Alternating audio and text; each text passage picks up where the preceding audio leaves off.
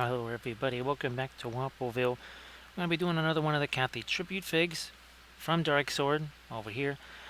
You can see we got some black armor references. A couple people have painted this with black armor, and I haven't actually done that myself. And I thought, well, let's give that a shot maybe on this one right here. It could be very fun. Not sure what I would do with the sun on it. Would it still be more of the gold type of a thing? But let's see what we can do with some darker armor, because that's what people were wanting to see. I got the same oxalis plants and roses that we have on this one here, so we're painting up pretty much the same way as we did these guys. I can say that I print up an entire forest of oxalis plants now, because the new printer, well, not the new, new to me, but the old, let's see, not the Sonic Mini, but the Anycubic Mono X, that's up and running. And you can fit a lot of oxalis plants on that build plate, let me tell you. And by a lot, I mean thousands probably. Holy smokes. That was a bunch. Now I'm going to be using a fair amount of thinner on this here. Van Dyke Brown, Moors Black. He's down here. We got some birch trees too, so we got kind of the trifecta of Cathy foliage on here. Now this is, well, it's absorbent enough that I can get away with a little more thinner on this. I think so. I won't go too bonkers with that, but I mean, it's a rough surface. It's going to help get that down in there much easier. Obviously, we got the little Giro back there too. Very simple with the pre-glaze here. It's mostly just going to be indigo. Again, the pre-glaze color doesn't have to be just a darker version of whatever you're going to be putting on there next in that sort of mid-tone phase. It could be the total opposite color. Micah, nice to see you again. Hope you're doing well. Yeah, this is well, I was hoping to start at 9:30-ish. It was it was a busy day today. Hopefully your week's been going pretty well. Now it's we're starting to get towards the end of it here, because well, let's see, in a few minutes, well, let's see. In 90 minutes, well, technically 94, it's going to be a happy Friday here. I just realized that, well, oh no, it's not going to be Wednesday or Thursday, it's going to be Friday. So yeah, it's almost people are, I guess, going to have to start making plans for their weekends, which hopefully involves painting miniatures, playing games, maybe both of those things. Let's see. Oh, gee whiz, I forgot to look and see if the doggies were playing tonight or tomorrow. It's getting to be down to it. I think this is round 22. I think this is round 22. And, well, they're kind of sitting there at the bottom of the top 8, so to speak. So, it's been, well, as usual, injuries. Injuries. Bulldogs and injuries. Those just go together. I wish it wasn't the case, but it always seems to be. No, I think I'll just go Perline Black. That's our dark green on our floral arrangements here. Again, those are the oxalis plants from Make It Epic, just like there's the rose plant and the birch trees too. So happy Friday there for you, Micah. Fine. We'll just get to that Perline Black right now, shall we? Blast that right into the oxalis plant, even though those leaves are going to be, well, more of a kind of like a magenta. That's why I said that the pre-glaze doesn't necessarily just have to be a darker version of whatever's going to be there in your lighter tones. I'll even let Giro catch some of the pearl. Look, it's even going to be on part of the helmet now, because, well, it should reflect. I mean, again, we've got some references down on the bottom corners there like we usually do. I mean, they're the references that I'm using, so I thought, what the heck, why don't we have those here? Okay, we'll be wiping some of this away. This is the Cathy Tribute miniature from Dark Sword Miniatures. We appreciate them. Also, Reaper Miniatures for doing this. That really helped us out in the early days. Of course, we still have the GoFundMe campaign going. Mike, it's been a lot of work on the house since May. But this week was kind of key because, well, the work of the last 5 weeks finally allowed me, as I'm going to put some indigo up here, finally allowed me to actually get the printers on a table. Well, and one of them is working now. And then it was working well enough to the point where I said, you know what, I wonder if I can get another one like this, because it's an older one. It's a Mono X. Took a lot of searching, but yes, I finally did find a Mono X, and that is actually on its way. It's supposed to be here Saturday. That's kind of important because I am many months behind on printing, and 2 of those monsters going at once. That's going to put a serious dent in the printing, that printing gap. That's for sure. So that was kind of a relief, I gotta say. You know what? The heck with it, the whole thing. Going the whole way here. Going the whole 9 yards with the indigo. We'll throw some of that over here. Again, it pretty much looks maybe like black on screen, but you can see it's a warmer, kind of a grayish dark. They got the bluish indigo there, and then a little bit of grainishness down over there. So yeah, Micah, that was really big, and of course, it's kind of a tipping point to where now other parts of the house. Wow, look at that! Already starting to look almost dry. Other parts of the house, they're starting to, well, they're starting to get open up a little bit more. And that's kind of the first stage. I mean, what was that, a week and a half ago or 2 weeks ago today, we filled a 14-foot dumpster in 90 minutes? Yeah. 14 by 8-foot dumpster, 3 feet deep, filled that whole thing to capacity in 90 minutes, maybe even less. Might have been more like 85 minutes. So it has been a ton of work happening here on the house, just trying to, again, get things back to some level of functionality after everything that went on over the last, really, year and a half. Believe it or not, with everything that I've cleaned out since, I could have filled up another half a dumpster. And just measuring the area that I'm doing now, it's a 9 by 17 foot area. Holy smokes, I could do another dumpster. Thank you so much, Dealey. I hope that you're doing well. It's been a while, but thank you so much. At 27 months worth. You know what that is? That's 2 baker's dozen plus 1. I mean, baker's dozen is great, but 2 of them plus 1, even better. Thanks, Dealey. I hope that things have been going okay for you. I know a lot of folks, they've been busy. Wasn't sure if you've had a chance to kind of keep up with some of your some of your painting projects or not. I know a bunch of folks where they just haven't quite been able to. Things happen. Stuff happens, right? So Mike, well, same goes for you. I hope that maybe life hasn't interfered too much with what you might have wanted to do miniatures wise.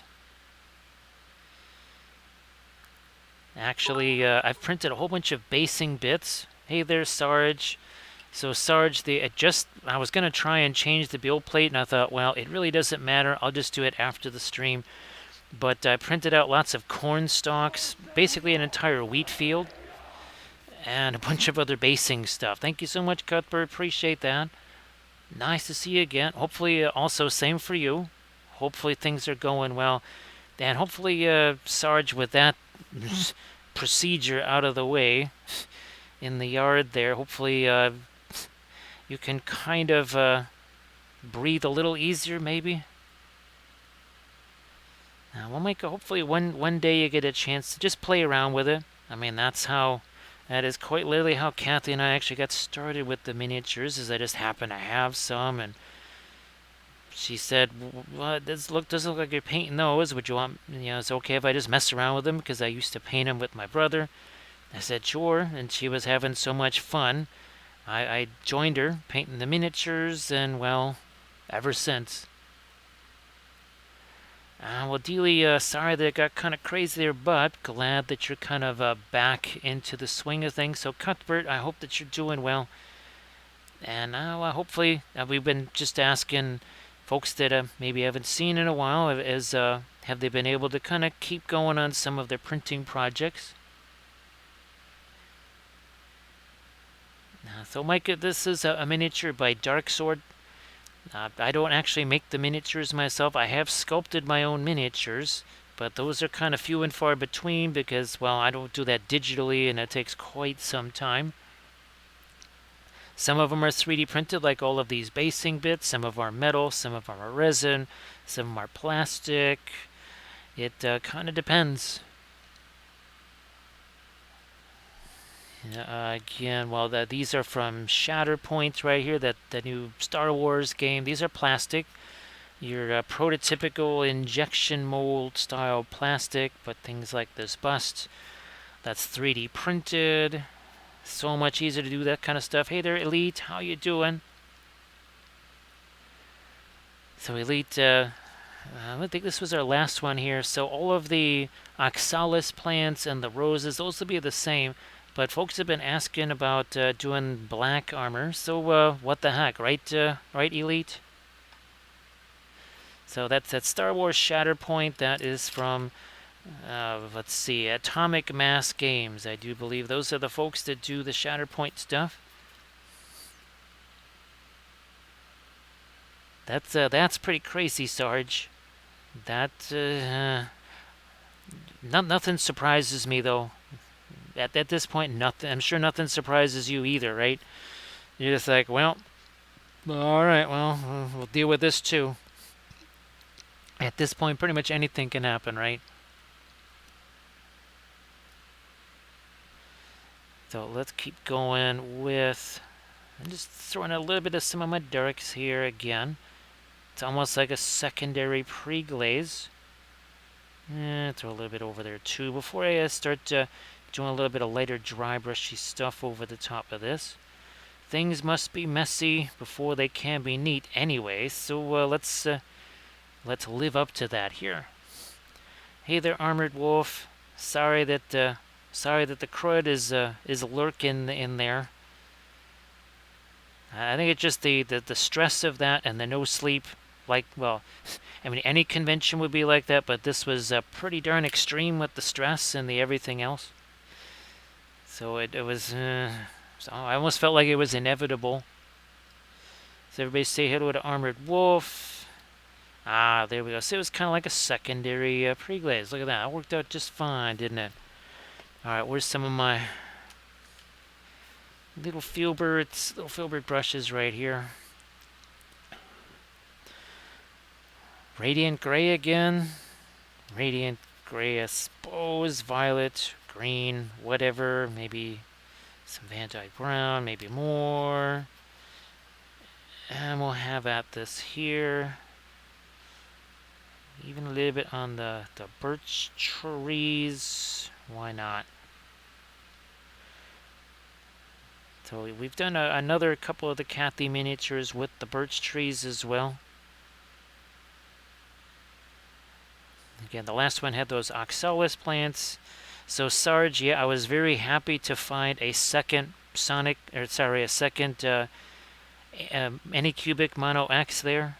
It took quite a bit of searching because basically they've moved on to the next one.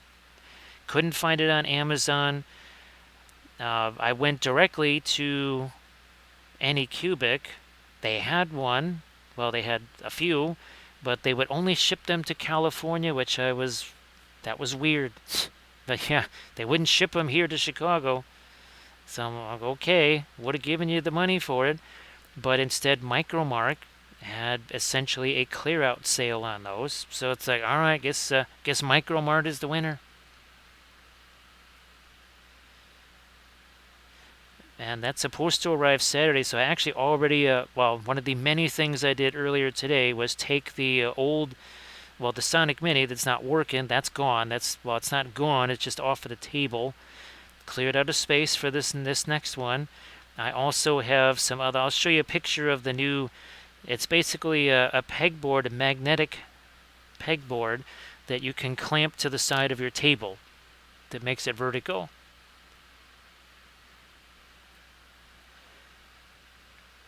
So again, just do a Star Wars Shatterpoint search. That's going to be probably a better way to go, and I'm sure somewhere, whether it's, I almost said My Mini Factory, whether it's Miniature Market or something like that, it could be Asmodee, But that is Star Wars Shatterpoint, so that's what you're looking for. You know what, I might just mix the Radiant Blue with the Mars Black here and see what happens. Yeah, there we go. Because again, there's still...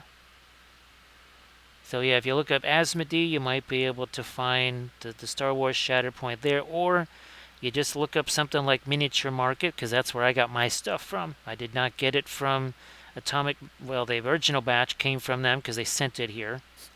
But all the additional, the regular stuff that I have, that all came in from Miniature Market. At least, yeah, that's Miniature Market. That's it. And we'll just throw some more of our light in here. But not too late. Not too late. We'll be throwing a little bit of a different kind of that bluish sky color on the sword because, well, that's not black steel. That's just regular steel.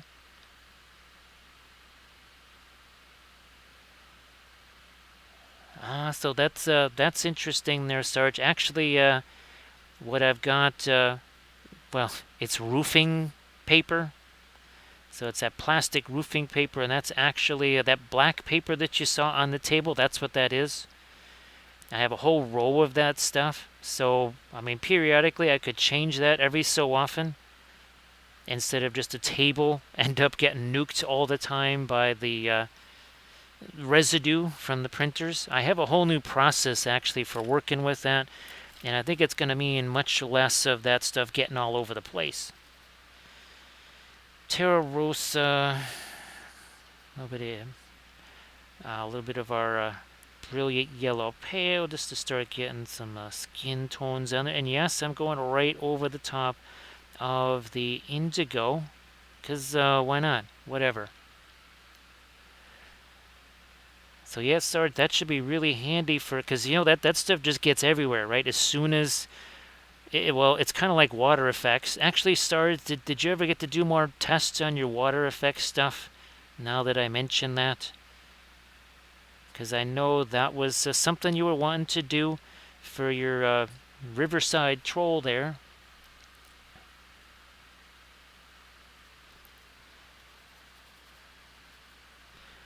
So yeah, there's been significant improvement on the printing front there. As in, I'm printing again, which is super, super, super critical. Alright, let me take some of this. Indian yellow, sure, whatever. Alright, maybe even a little bit of the perline black. Okay, it's kind of a brownish green there. Just going to try and get some of the stalks here, whatever. Alright, Micah, you have a good one. Have a good one. See you later. But again, yes, there's some green that's getting on there now, but those eventually are going to be more of a magenta. Now, I could just make these flowers more of a white, because believe it or not, that one oxalis plant, that just keeps on putting out flowers. And those tend to be little white ones. The one in the other room, those are more like a pink flower, which is weird. Boy, look at all that dark color on there. Holy smokes. Look at all that dark color. But here we go again, just trying to get some lighter greens over here on Giro. Alright, fine. We'll throw a little bit of that on the flowers themselves. That'll just make it that much more interesting when we do get into stuff like the magentas.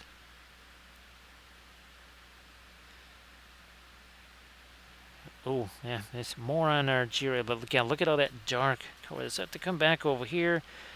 We refresh the brush. So yeah, Sarge, with the build plate, Sarge, as much as it's important to, well, obviously maximize the space, right? Yeah, Sarge, yeah. No doubt about that. No doubt about that. Sorry you had to deal with all that. But the idea of having them all like that is, remember I was telling you about the platforms coming in contact with each other? I don't think I have any examples that I can show you just sitting out here, unfortunately. But that's really, really, really important because it comes off the build plate easier. I've actually noticed that the stuff is coming off the build plate easier now. So it's kind of like the first few I had to sort of, I don't know, smooth out the surface a little bit by just scraping stuff off of there. So yeah, it takes a little less effort now to get the stuff off of the build plate. But when I structure those, the idea is that entire thing can just go right into my little vat of alcohol. That's the rubbing alcohol. Because remember, I can't use the wash and cure station. And this way it's really easy for me just to take it out of there. And now all I do is I just wash it. I don't even try to take them off of the supports at all. And then I just cure the whole darn thing. And I think that's going to be immensely faster. No breakage. And I also noticed too that things like spear points don't curl because the supports are actually there to kind of keep them from curling. So yep, Sarge, that's the goal. It doesn't always happen because sometimes the way things are shaped. You also, Sarge, you can't cover the entire build plate because if you do, that's going to put a lot of stress on the FEP. I found that out the hard way with, well, that's kind of what helped ruin the original Sonic Mini 4K that had been sent to me, is I didn't realize that can happen. And I was actually hearing this weird popping sound as it was printing, and that was literally the FEP being torn apart. And that's the thing that kind of sprung that leak and everything. Hey there, Bithron. So Bithron, I hope that the game of Conquest was fun, and I don't know, maybe you've learned a little bit more. You say, okay, maybe I'm going to try and add this, that, or the other thing now to what I'm doing. I'm just going to throw some brilliant yellow pale, maybe. There we go. Some of that and some of the radiant violet. And let's do some stuff on our birch tree here. That's fantastic, Bithron. Glad that worked out for you. And again, happy Friday for all the folks where it's already Friday. We're still a little ways from a happy Friday here. It's 10:46. Oh, those sound like fun, Bithron. Yeah, those sound like a lot of fun. And the idea, Sarge, is that because I would, especially with the Soraya simple resins, they tend to be really sticky until they're cured. And I'm sitting there fumbling around trying to get all these stupid figures on that my rotating curing station, and they're sticking to me. They're flying all over the place. And I said, the heck with this. I'm just going to put them on there as one big platform.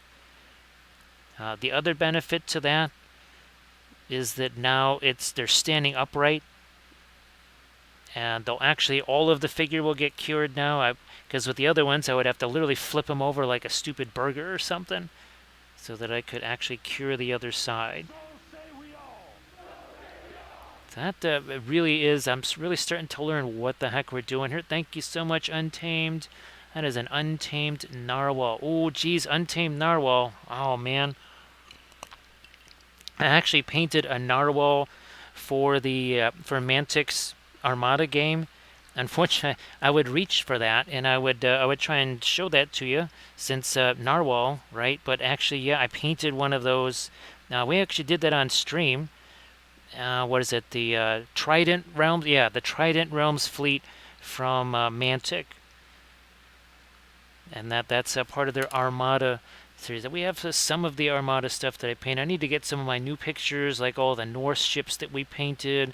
Where's my elf ships here? Yeah, there's our elf ships. Again, that's all from Armada. And that's just a tiny sampling. I've done at least 3 times as much of that, maybe 4 times as much of that. We have a whole Empire of Dust fleet. I think the Bastille, that was one of the first ships that I did. We've painted some of the orcs. We've done the Dark Elves, the Lizard Men. Basically, the only thing that I haven't done anything from yet is the dwarves, but I do have some orc ships. Thank you so much, Grand Oracle. Appreciate that. Let me see if I can give you a sound here. How's about, oh, no. Where's my Fragondor? There you go. There you go, Grand Oracle. That's what's supposed to play, believe it or not. That's what's actually supposed to play.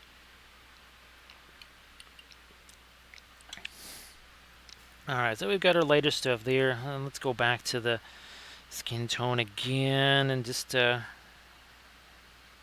that up in a couple of places just because reasons. Now I'm going to just get some yellow out here too.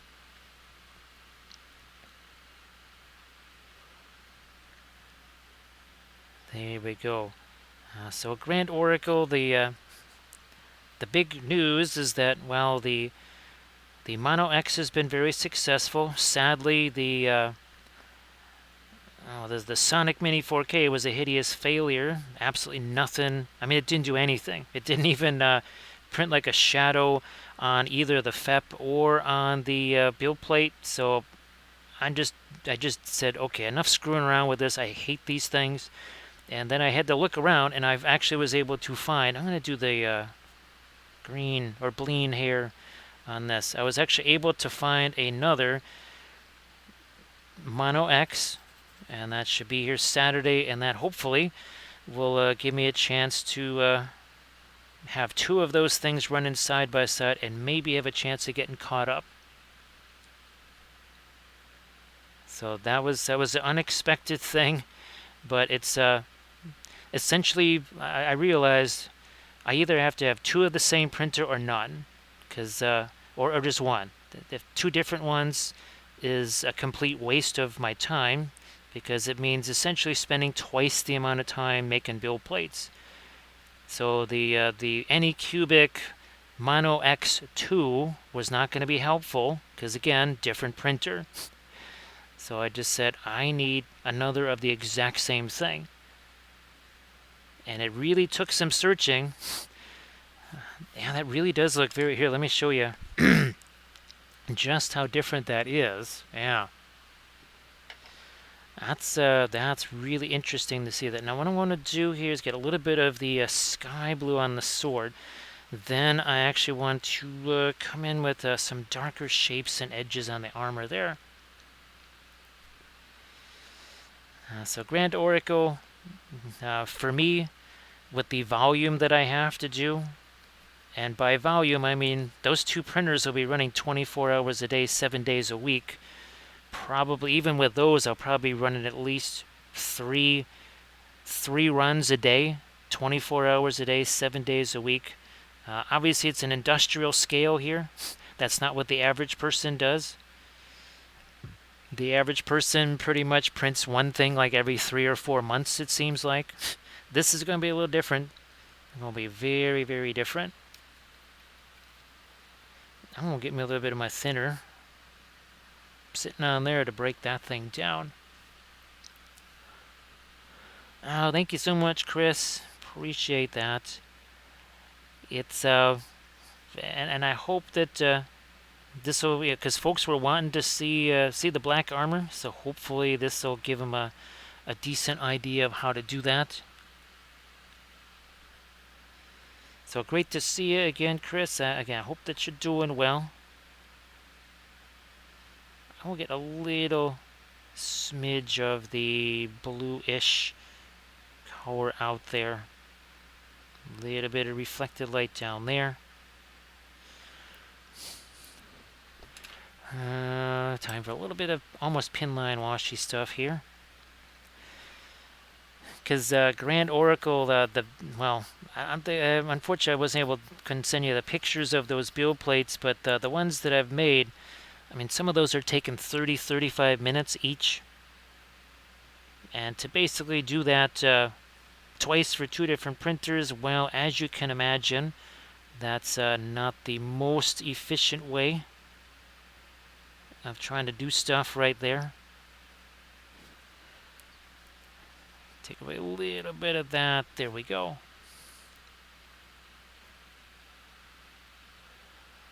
Oh, that's right. The Jotun, right? That was one of the things that you were wanting, Bithron. I'm gonna throw some of the dark over here. Now the other thing too is that, okay, something like the printing goes ever on Olifant. Just the elephant alone, even on the Mono X, was still 4 build plates at 8 hours, on average about 7.5 hours each. Oh, that's cool, Bithron. Glad that you actually have that. That's very cool. I'm going to make this more of a pin line here, I think, on some of the birch trees. Yeah, let's just do that here. Alright, fine, we'll darken that down. But it's really interesting, they got that peeled away. So Grand Oracle, I was able to print out dozens of little halflings. And also, well, I also printed out a whole bunch of halfling basing bits. But that will be a future army painting series to show how to paint a whole bunch of halflings, all in different colors. So no unified color scheme. That'll really be using the oils to its best ability. Wouldn't you say there, Grand Oracle? Painting a whole bunch of different things, all in the same army. So Chris, it's round 1 for Chris with some puns. So Chris has dropped a pun, very appropriately printing themed. So round 1 in the pun exchange goes to Chris. So Bithron, I hope that's really fun to paint, not too difficult to get put together. Darken up you a little bit too. Now back here. Let's throw a little bit of indigo in with that Van Dyke brown.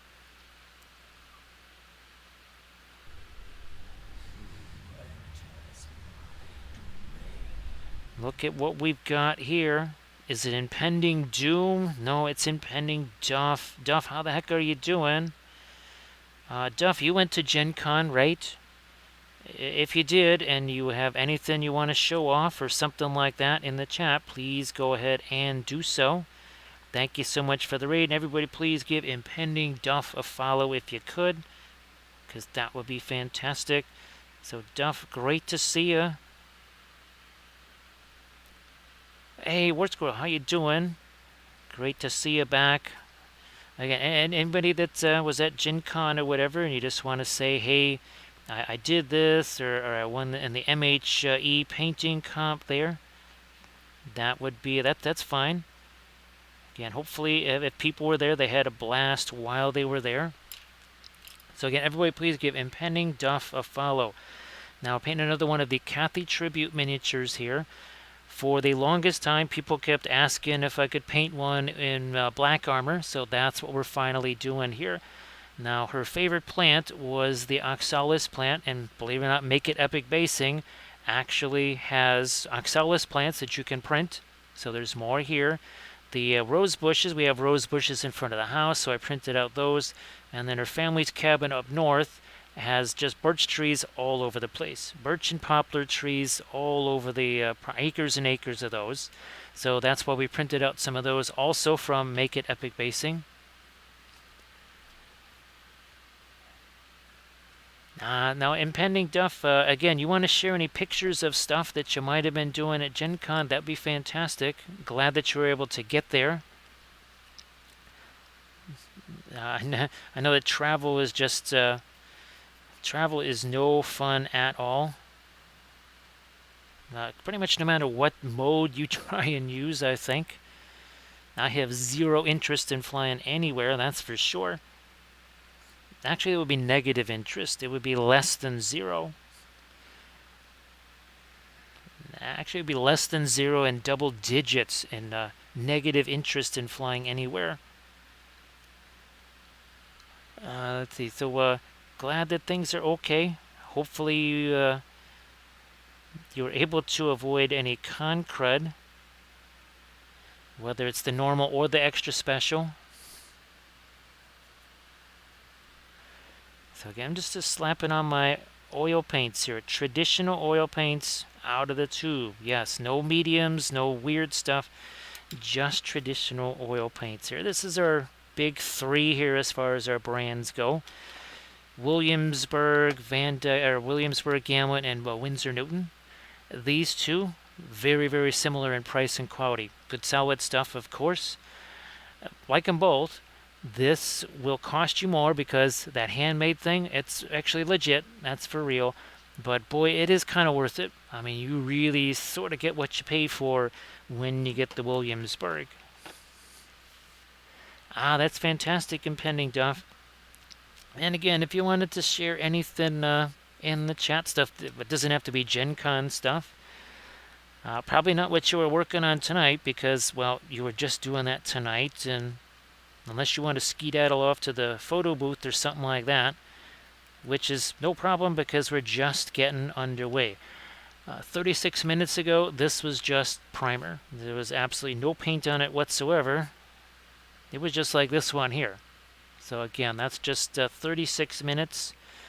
We have been doing a lot of the Star Wars Shatterpoint stuff. The last thing I painted was all the figures in the Dooku box, as I call it. Where's Dooku? There he is. I'm trying to get another box of these things prepped up. Obviously, they have glowy things. Lots and lots of glowy things. Where's our... Oh, here's our Bo-Katan.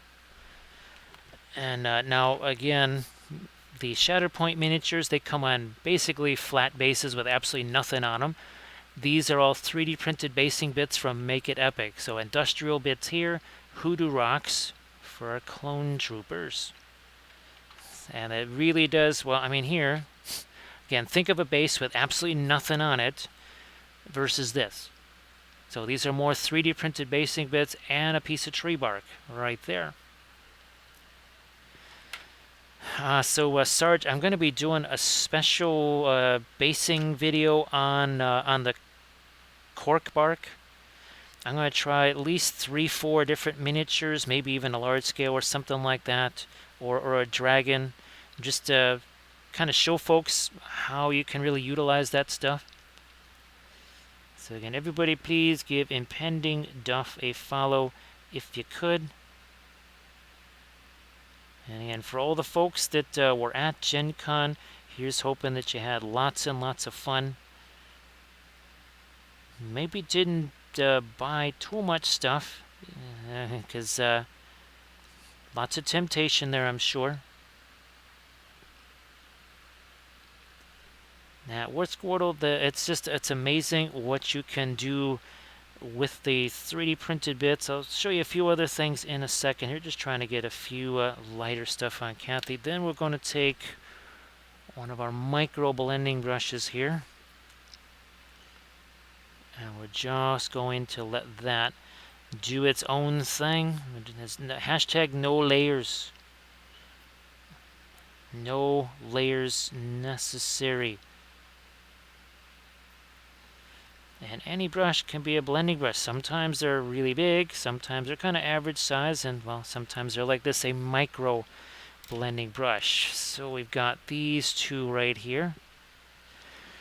Those two bits, this tree here and the ruined staircase, those are both from Zbevda, I think, and really fantastic stuff. Just 3D print those. The nice thing is, of course, you could print those bigger if you wanted to, right? You could print those at a much bigger size. Look at this. 1, 2, 3, 4, 5, 6, 7, 8 different printed basing bits. The fox, the bunny, the bog myrtle bushes, birch trees, stump, all that kind of stuff. Oh, by the way, yeah, actually, these are 3D printed. Oh, these aren't the Monstera bushes. Well, they're Monstera trees, but I know some of the Martel stuff where I use the Monstera. Well, my sister has a Monstera plant. Now I know why they call it Monster, because those leaves are gigantic. She said a year ago that plant was 3 inches high. Now the average leaf is bigger than your head. So that is the Monstera tree, or bush, or whatever. they just call them Monstera plants, but my gosh, it's like some kind of weird genetic freak. It's huge. It is absolutely colossal. And I've used a bunch of those on the Martells early on.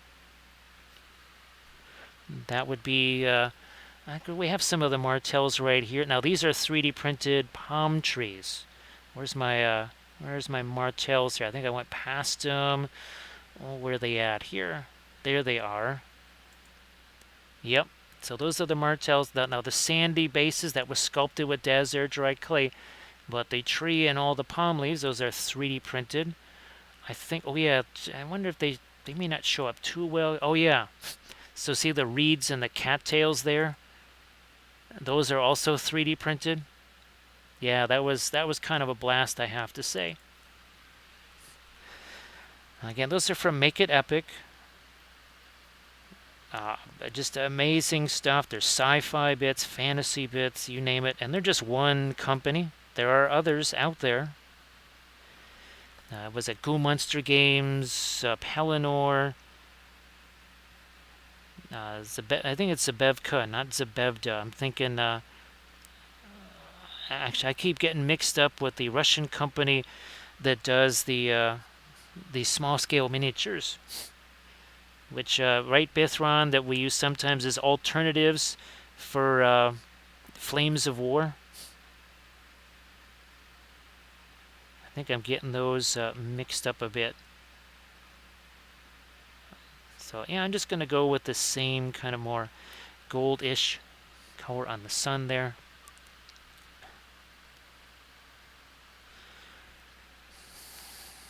I don't want to get too far in these before we really start to figure out, okay, what are we going to do with the lighter tones on the on that black armor. Just going to try and get a little bit of lights here on the glasses. And again, thank you so much to Dark Sword Miniatures and Reaper Miniatures for doing these. Also, thanks to everybody that purchased these, because that was a massive help for us. Now, the GoFundMe campaign, that's still going. Still have that going because, well, there's all kinds of stuff to be done on the house. I've been doing that pretty much non-stop since mid-May.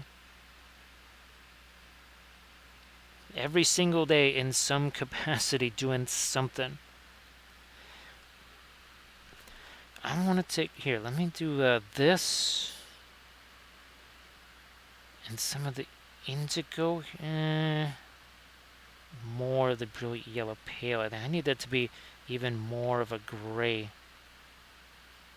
See how this is going to work here. So there you go. Thanks again to everybody that's already contributed to the GoFundMe campaign. There are many, many monstrous projects yet to go.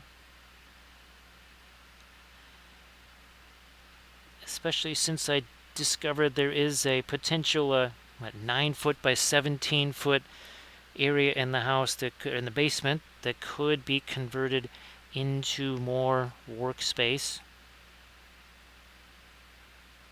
That just, unfortunately, that all takes a whole bunch of time to do that. There we go. Just catching a couple little edges on that armor right there.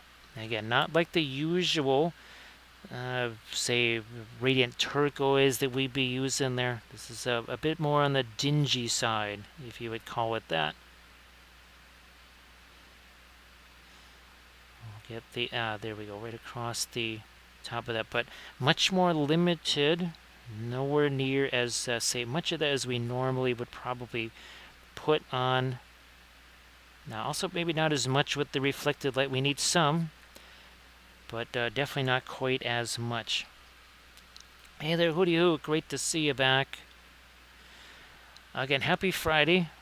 We're applicable. That is not applicable here just yet. We still got to wait 52 minutes for a happy Friday here.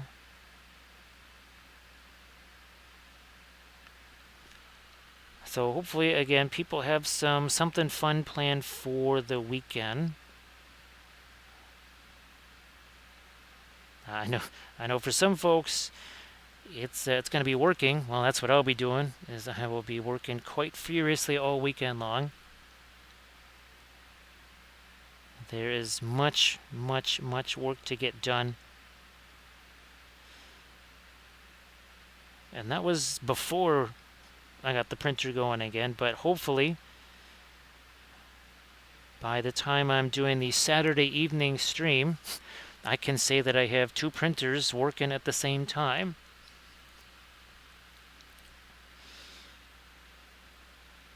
We'll be throwing, well, hopefully you can get one of those, figured out which one you want to use.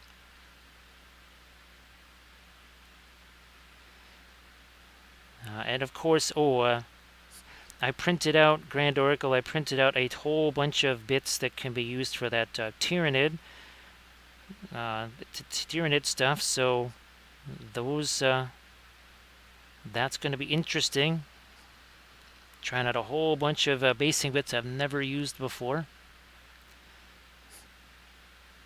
Be ready for a spate of basing videos now that I've sort of, I'm starting to resupply myself on that.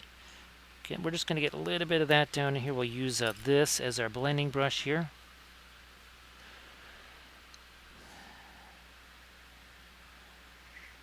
Letting those two, see a little bit of tap, tap, tap. All it does is basically gets rid of some of the excess paint that's there. It's not necessarily blending the two together like you would be mixing paint on a palette. It's sort of just getting rid of the excess paint. And it almost kind of tricks the eye a little bit, I suppose.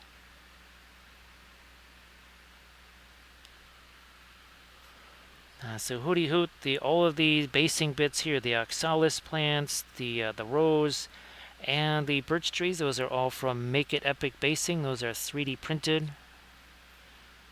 Make It Epic Basing has dozens and dozens of basing designs of all types. Some are more sci-fi, some more fantasy, and some pretty much would work well for anything. So again, that's Make It Epic Basing. That's one of several fantastic suppliers of all things basing bits.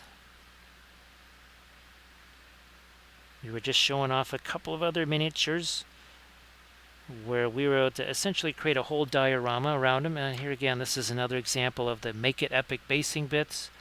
All of the all those hoodoo rocks, of which I did print out some more.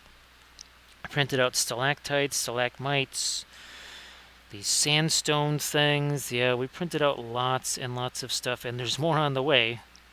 I think I've got at least one more exclusively basing bit build plate that I'm constructing right now. Can never have too many basing bits, that's for sure. Try and get a little bit of light here on Jiro's eyes right now.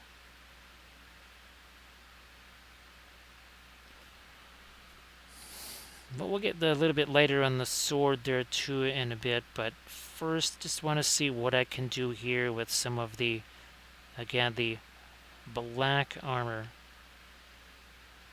You almost have to kind of make certain parts of it really catch the light, and then the rest of it be a little bit on the darker side. It still needs to reflect its surroundings. I mean, it is metal after all.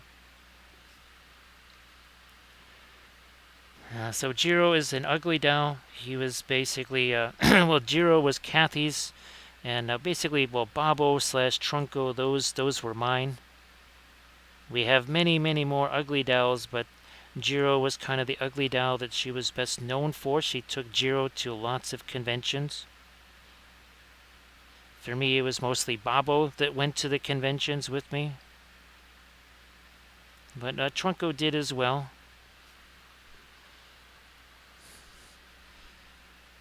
Get a little bit, yeah, let's get some more of the light up here too, why don't we? Yeah. So, let's see, 49 minutes 49 minutes ago. That had nothing on it but primer. I'm not saying, I'm just saying there might be an easier way. Not just a faster way, but an easier way. Because if something goes the way you might not like it to, with the oils, you just wipe it away. It's gone. And that's it. Or if something kind of goes a little bit sideways. I mean, Grand Oracle, you've done that more than once, right? Just taking a blending brush or something like that and just basically nuked whatever was there that you didn't like.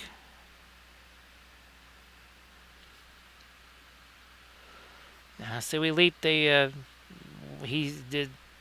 Horvath, he sold the Ugly Doll company to Hasbro, I want to say kind of around maybe 2018 or maybe it was even 2015, I don't know. But I think it was more the mid-2000s, so maybe 2008 through 2013. That's when they were really kind of at their zenith. Okay, don't want to make these things too light here. We'll probably be coming back to a little bit more of the dark just to really set the edge on some of this.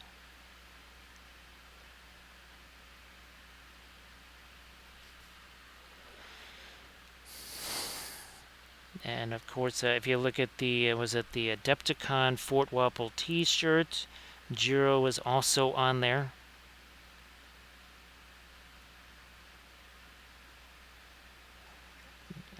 We'll just go back into that. Yeah, again, when we get our darks back out there, we'll hit that again. Just kind of do some cleanup work there. No big deal.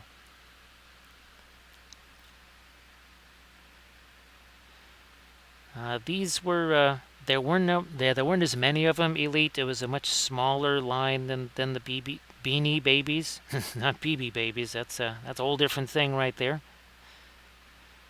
It was fairly limited compared to that, and there were some. Well, there's definitely some rare ones. I can tell you that because we have some of them. That if you were to try and get those, they would be significantly pricey. Now, we're just going to throw some of this onto the Oxalis here. That's going to start bringing a little bit of color here. Might need to grab myself a cough drop here. Actually, have been talking a whole bunch tonight, so the voice might be a little bit raggedy. So I do apologize for that. Again, like you can see how that's all really dirty there. It's got some of the green on the brush. So I'm just going to go back there and grab some fresh stuff. Just start shoving more of that down there on our plants.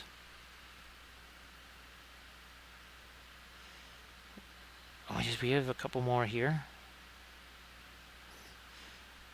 And again, these were Cathy's favorite plants. I've been trying to keep those going. She has two different ones here. What's weird is that they have two different color flowers on them. One plant has pinkish colored flowers, the other one has white.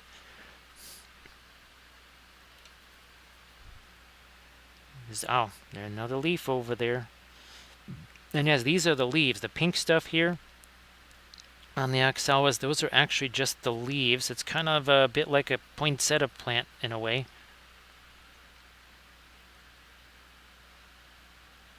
It wasn't until remember we painted, I think it was this one, yeah.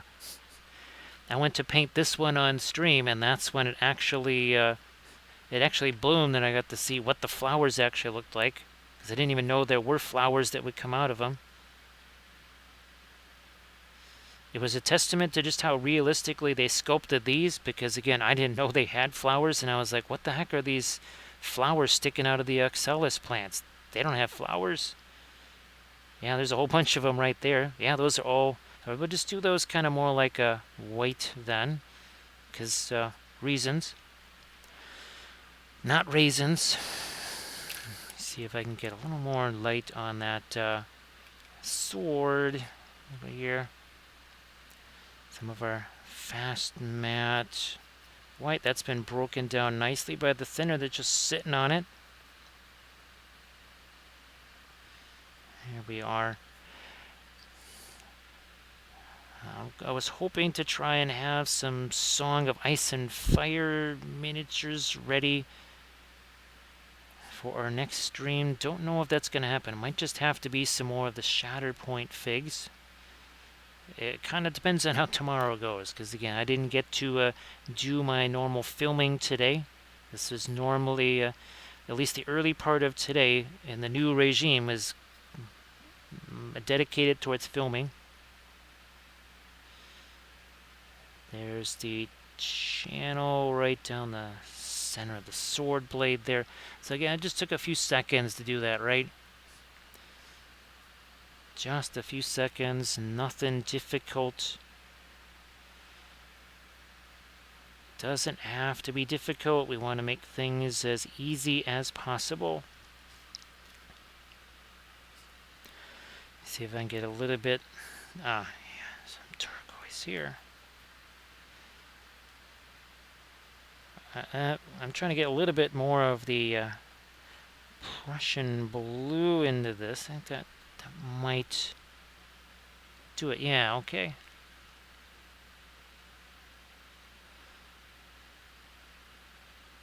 And we'll throw some more this away.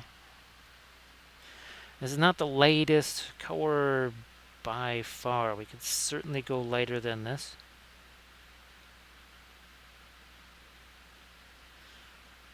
I think most of the times that I was doing the coloring of the hair, it tended to be more of the magentas and the pinks. I think I did the blue and green once.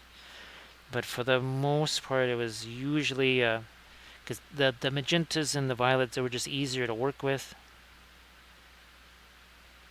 We would always sort of refer to that as me painting a 1-to-1 scale bust.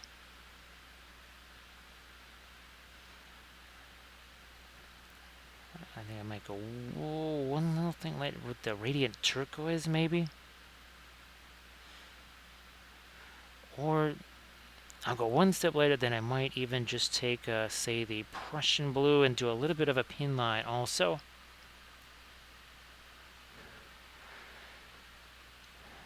Grand Oracle, I'm glad that that's going to be useful.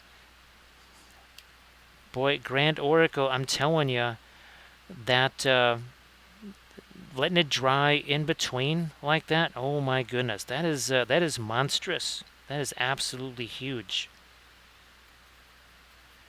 Because it just made it so easy to work with. That's pretty much kind of how I want to do that from now on. I really like doing it that way instead of kind of the usual all wet into wet. And hopefully Grand Oracle, especially since, well, you never know when a swim meet is going to break out, right? Maybe that also is helpful too, is that, okay, I'm not going to be able to get to this again for a little bit.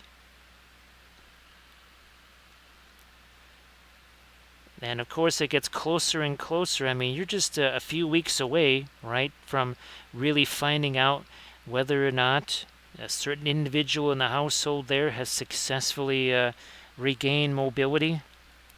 That's got to be coming up pretty soon. My apologies for flaking on the precise day there. There's times where I still think it's July. There's times where I think it's September. Neither of those are the current month. So that kind of just tells you where the brain is or, well, is not.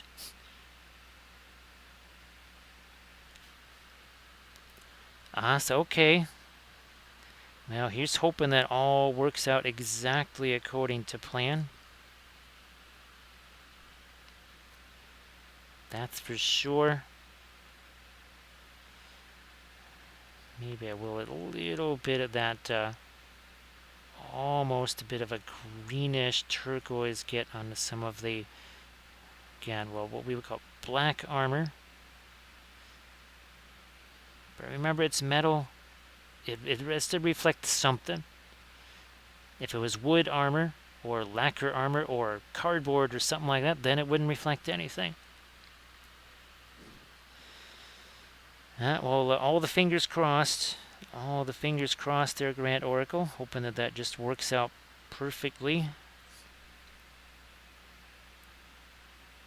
Can I get...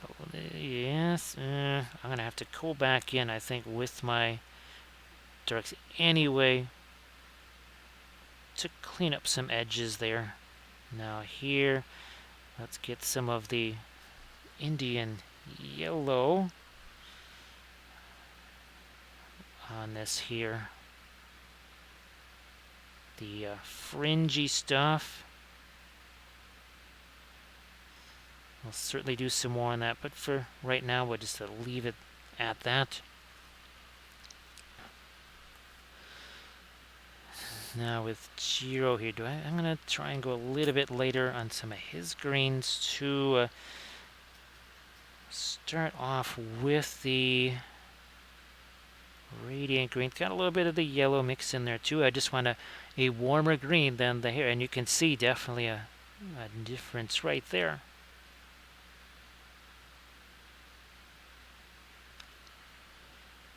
And again, here I'm just going to let the color that's already there, that would be our pre-glaze, and then a little bit of extra sort of lighter color. We're just going to let that mix. Let it mix with what's on the brush.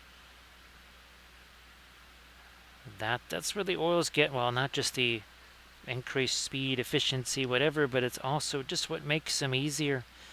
Because you don't have to sit there and go, oh, what's the right this or whatever for that area, or how do I mix or blend this? No, you just slap that on there, take a blending brush, you do this, it's blended all by itself. No sitting there trying to pick the perfect green for this or that or the other. No need to even have to mix it on the palette because you're not doing that. Hashtag no layers. Hashtag no mixing. No wonder we're able to do all this in 1 hour and 2 minutes. Where's my... There it is. Oh, and I can certainly go lighter than this also.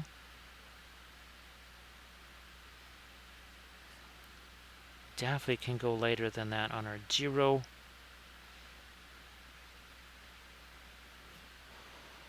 Throw some more on his face. There we go.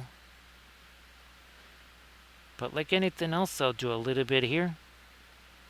Now I'm going to move on to another area. I'm not going to just linger in one place. Because we got lots of other things to do. We got our oxalis paint. Actually, I'm going to try and get me some lighter colors there on these flowers.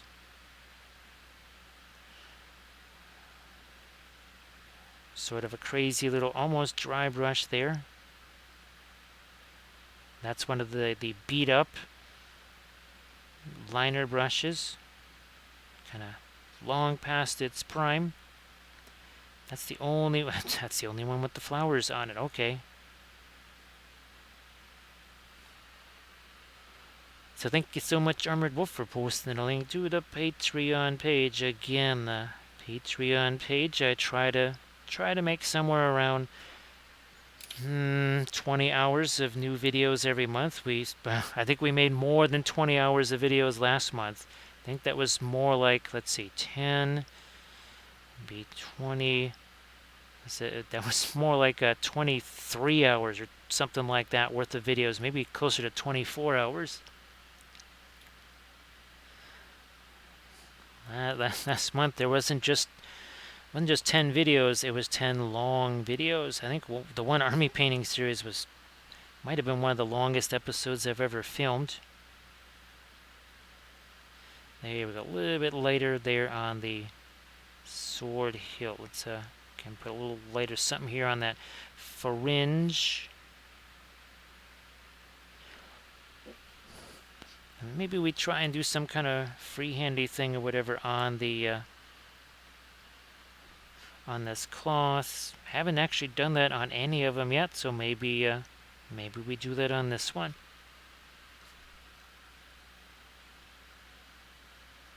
And again, thanks to all the folks that already subscribed to the Patreon page. Of course, that is another thing tremendously helpful here. Now you can see we're going to get some of the kind of the deeper sort of magenta colors there on some of our flowers. Also got to get those lighter tones around the edges. Kind of similar in some ways to the green that we've already been utilizing. And to see if I can't get a little more of the lighter green here on a few of the stems here too. Well, at least that one thing I can say is when I do that next mural, it's not really going to involve any flowers, thank goodness. Because what was crazy is the day that I painted this Cathy miniature, I also was painting hundreds of flowers on that mural. It was nothing but flowers literally day and night. That was pretty intense. See if I can't get some of those lighter greens in there. Yeah, let's do that here too. Did the other side.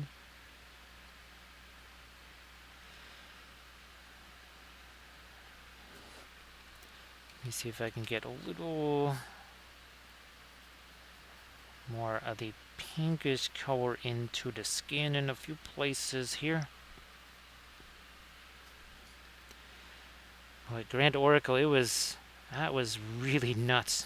It was quite the non-stop flowers absolutely everywhere.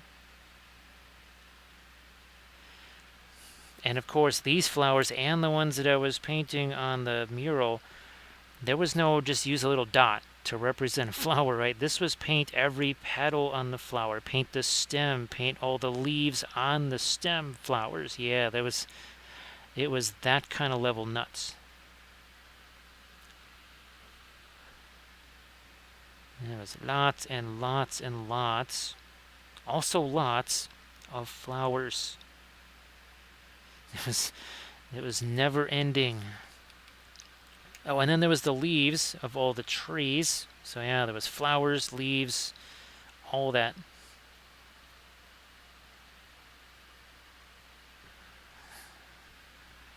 So the east gate, yeah, not super heavy with the flowers, thank goodness.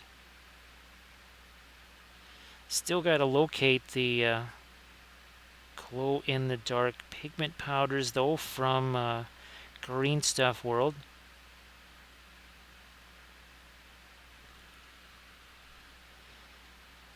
So yeah, who would have thought I was a botanist? I don't know how many times have I said, Grand Oracle, you know, I'm not a botanist or a horticulturist or an arborist or anything like that. Apparently I am. Especially now, and I don't know if you heard, Grand Oracle, as well as at my sister's house today, and I look over and I see this gigantic plant with these enormous leaves on it, and I say, are you going to tell me that that's a monstera tree or monstera plant over there? And she says, yeah, how did you know that? I said, because I've only been painting monstera leaves for the last year. See if I can get some of this minus that piece of fuzz there.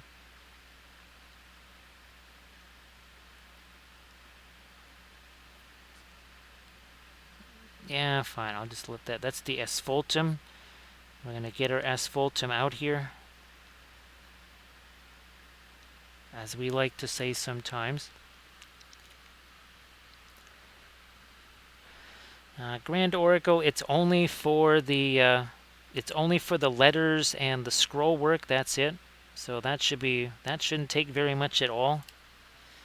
Because if you were to look and see how much paint was used on that entire mural that covered, what, a 90 by 134 inch wall, it was barely, it was not much. It was shocking, even to me, just how little paint was needed. So Bitron says, I'm a miniature arborist. Yes, all I know is tiny plants, right, Bithron? That's all I know is tiny plants. I don't know, well, aside from, well, now I know what a monstera plant is like in real life instead of just in miniature form.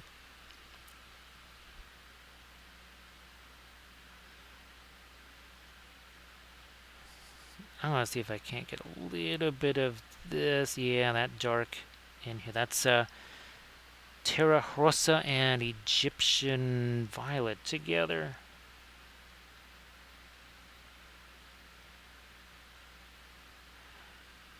There we go. So Grand Oracle, are we painting now? Oh, this is, you could answer this question, Grand Oracle. The new dragons from Dark Sword, right? The new resin dragons. The biggest one is a red dragon, right? I'm pretty sure that's the red dragon, because that's the one that I'm trying to paint for the next well, it's going to be like the next 3 Dark Sword tutorials. Oh, thanks, Elite.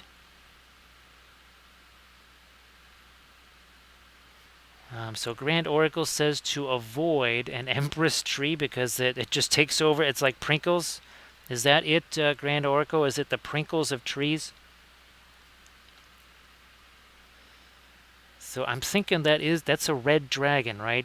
For a second I thought, well, maybe it was a black dragon. I know it's not a bronze dragon because that was the one that came without a left wing or without a right wing or whatever. It was missing one of the wings. So yeah, I thought I would try that, and at least it kind of be like the cave drake. So yeah, that's going to be a multi-part series. We already did film the basing part of it, so why not film the rest?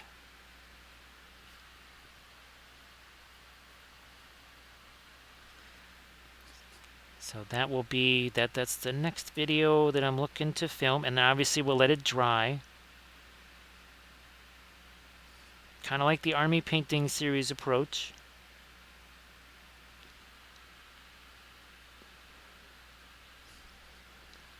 So Grandor, that does sound like a tree that's designed to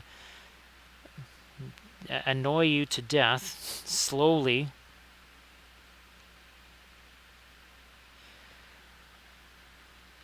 All right.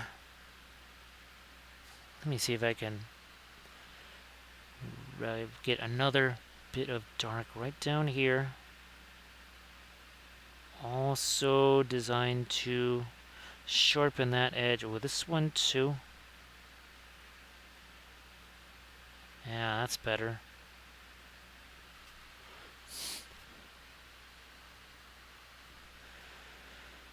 Not sure just how much you can see of this, but we're also going to try and get some more of the dark back here. You can see that.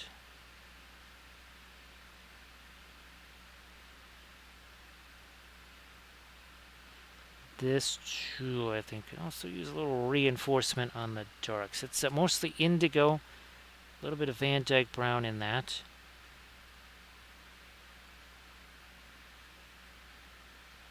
Again, just trying to key up some edges there.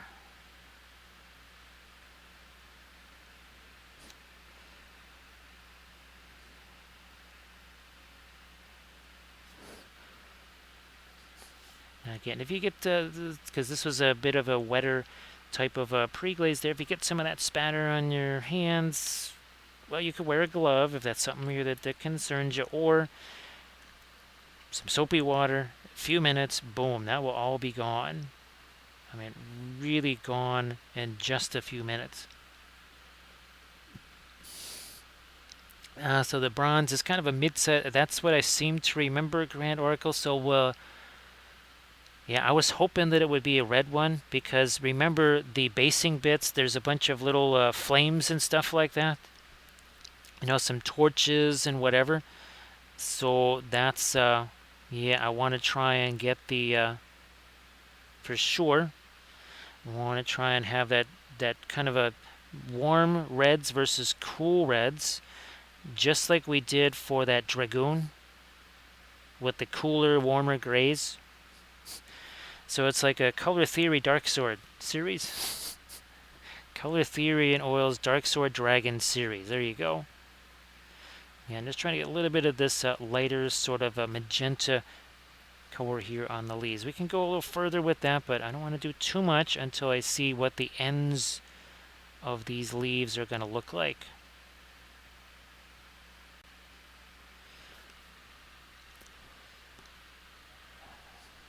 Because there was one of my, it was a commission thing I had to do. It was a Carnosaur with a whole bunch of, well, orange object source lighting, but the Carnosaur itself was red. So it was a red Carnosaur with the object source lighting, and that really was an interesting exercise in cooler reds and insanely warm reds. We'll make that rose bush even a little bit more magenta at a certain point here.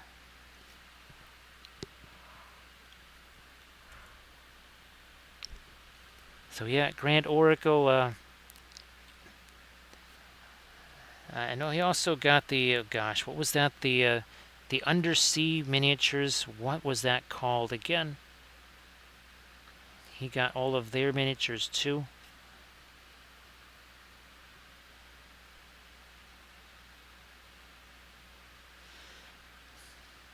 Alright, I think we'll, yeah, now kind of leave that be.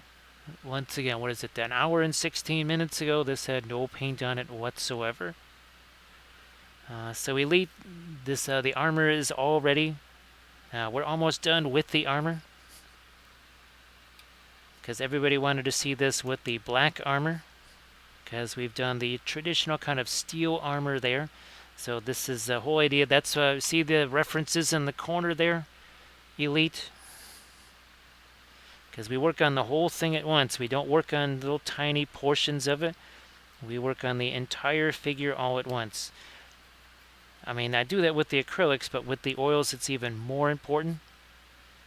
That's really important with the oils, because you gotta give some of those areas a chance to set.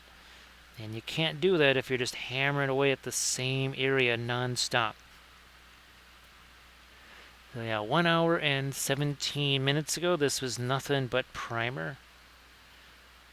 Now, like I said, what we're trying to do here is get the those lighter greens on the edges of the leaves here.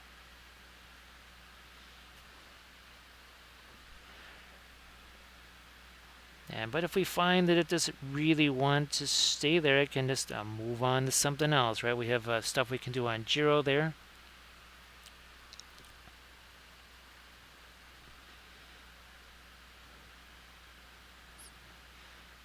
And it's not like this is just a miniature and nothing else, right? There's 1 or 2 flowers and plants to deal with here. Maybe.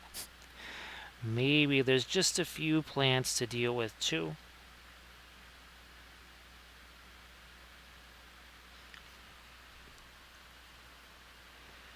I know that there's been other exercises that I've done on some of my tutorial series that kind of dive into the whole black armor thing. Well, we did the Black Templars. Oh, look, here's one right here. So yes, even black has different colors to it. Black is not just black. It has some shade of gray to it. Either that, it's in a pitch black room with no light whatsoever. Then it will be black. Otherwise, it's going to be some shade of gray. It's going to be tinted somewhere towards a bluish gray. It's going to be tinted somewhere towards maybe a brownish gray. But it ain't going to be black. That is 100% certain. Everybody pretty much has a black sweatshirt. Just take a look at that black sweatshirt. Look at it under incandescent light. Look at it under fluorescent light or daylight. Tell me how much black you actually see, or do you just see different shades of gray?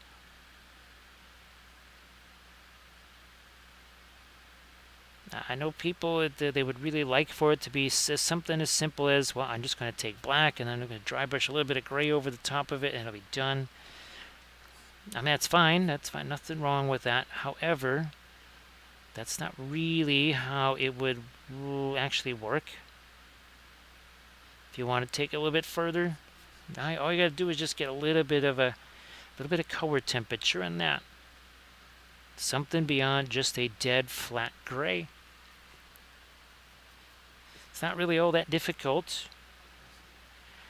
I mean, all the radiant colors that we mix into something like the Van Dyke Brown or the Mars Black to make really nifty shades of gray in a few seconds.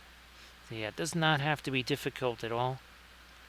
All right, we're going to let these flowers set here, or the leaves set, and then we're going to get to these petals over here. These will get much later. Yellow pale here.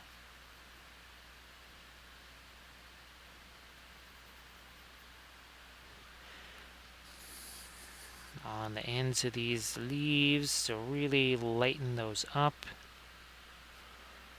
Hey there, Michael. Well, it's almost Friday here. We got 15 more minutes to Friday. It's certainly Friday for you. So there was actually some, for the first time in forever, good news on the printing front here. Hopefully for you, maybe there's some okay news. I wasn't sure if you had kind of pondered. I know what we were discussing, remember last time you were here, about a little bit of maybe a change in what you were doing there. Wasn't sure if you've had a few days of pondering that and maybe doing a little bit of examination of what's possible.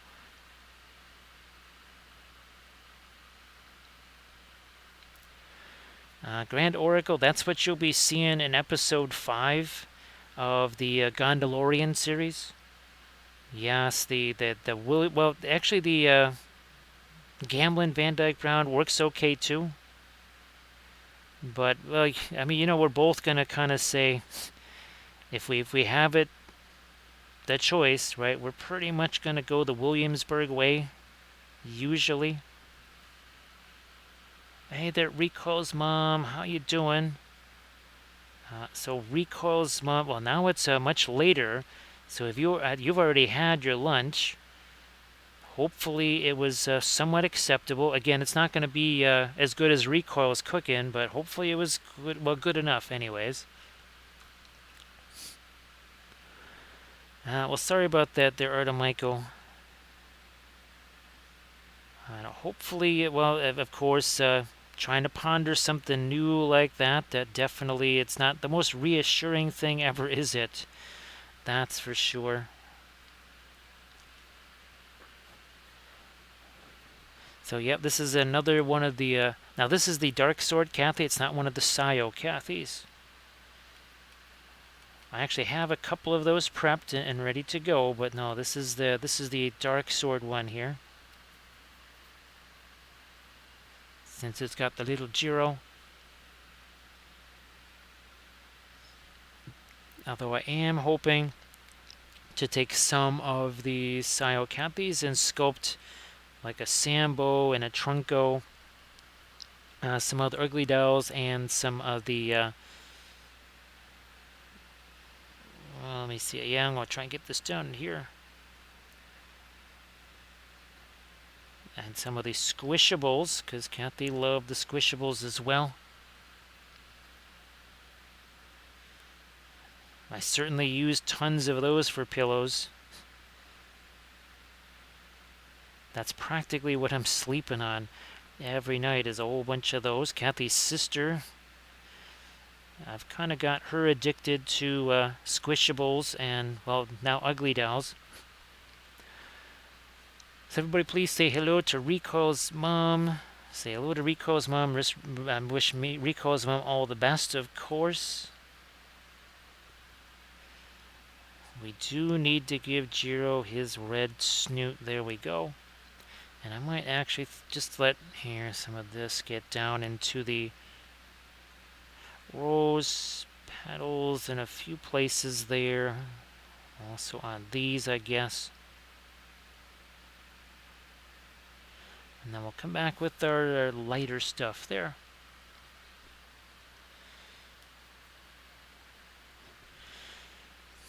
So Bithron, there's some folks. Well, actually, I know Artemichael, you guys, that group was talking about the battle companies thing. There is, well, the folks I'm doing the mural for, they were wanting to do a battle companies type thing, and who knows, maybe that's something where we end up with a Cathy character. Obviously, we'd have to ponder what the abilities are. Well, banishing Prinkles. I guess that would be one of the abilities, is the ability to banish Prinkles. I was tempted to break out the Phthalo Green too. I'm just going to go Perline Black and the Phthalo Blue here for our dark in the hair.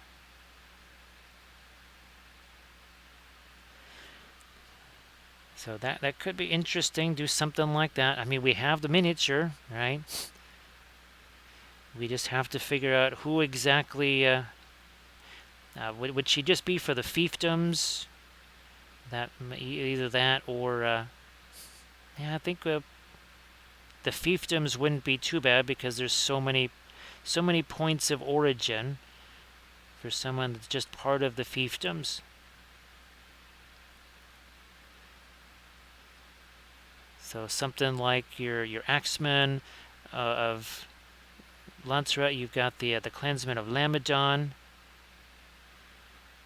Those guys were south of Minas Tirith. Then, of course, Dol Amroth being all the way out west there on the Bay of Belfalas.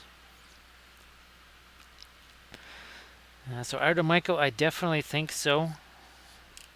I definitely think that Prinkles has terrors. He's like, oh, you again? He's like, yeah, this is my space. He's like, but I'm a god. She's like, yeah, that's nice for you. I'm so glad for you, but people worship me. She's like, well, that wouldn't be me. So skedaddle. That's just harsh. So once again, that's like the second time poor Prinkles has been banished on stream. Wow, that's pretty intense for poor Prinkles right there. And when's the last time we said poor Prinkles? That's usually the last time that was said was never.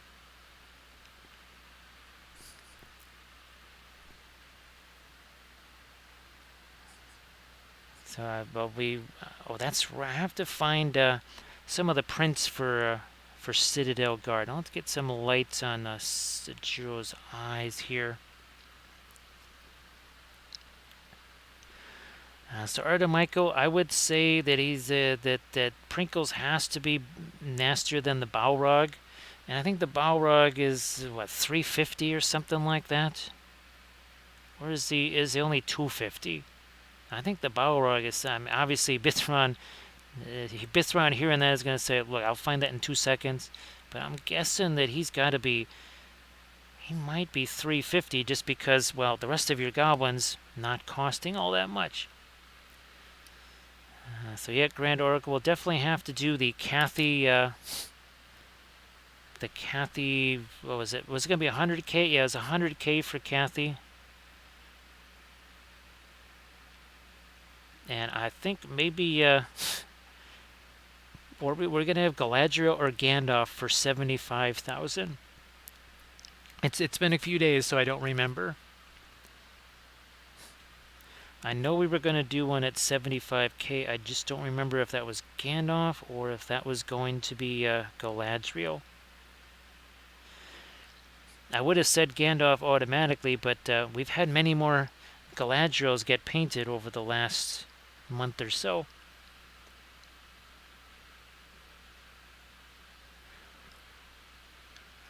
So let's see. You've got the sigils, right? So the 350 for the Balrog. Alright, I was not far off. That's good. It's been a while since I actually was looking at his profile. So yeah, that's got to be the sigils. You have the tusks, right? The extra stuff on the tusks. I guess, do you have the rocks and the repelling lines too? Because I know those are other upgrades for your. Oh, and then of course you have well, like the captain, right? The guy who's controlling the beast, somewhat. Hey Jesse, yes, we're working with traditional artist oil paints, just right out of the tube. Most of here's our three brands right here. So, and they're basically used kind of like one third, one third, one third. These two, I mean, they're almost identical really in their price and really good quality. And then the Williamsburg, that's really not just for decoration. They really do actually make it by hand, and there's a big quality difference. Because it's done by hand, I think you tend to have much more intensive pigmentation on them. So yeah, Artemichael, I can remember one where he just, for whatever reason, he got it so close to the edge of the board, and of course it literally stampeded off the board. And that just, well, we just basically ended the game because he just didn't want to be playing anymore when that happened. So again, everybody, if you could check out that's the GoFundMe campaign. That is there so I can continue the work on the house, which I've been doing every single day since the middle of May. Sometimes it's outside, sometimes it's inside, sometimes it's both on the same day. And with the oil paints, I don't use any funky mediums or anything like that. I use a high quality odorless thinner, and I don't use very much of it. That's it. That's a water bottle cap. That's all I'll be using for tonight. And then with the brush cleaner, look at this. Oh, and it even works for dried acrylic. Actually, Kathy, she used this for her acrylic paints. So it clearly works. So Grand Oracle, it's on really big things like that. Most times, it's do you want your captain or your character to have a horse? And that's about it. Now, when it comes to things like ring wraiths, you can basically modify them. You can have go for more wheel points, more fate points, more might points. It's sort of like build your own wraith. You can only go so far with some of them. And most people just tend to make the same wraith over and over again, but we will be doing some different stuff than that. Yes, because we're basically trying to kind of push all of the see what can be done with the different units, the different armies. Not going to sit here and just follow meta that says, well, only do this for this army. You can watch that in a billion other places. We don't need to be repeating that.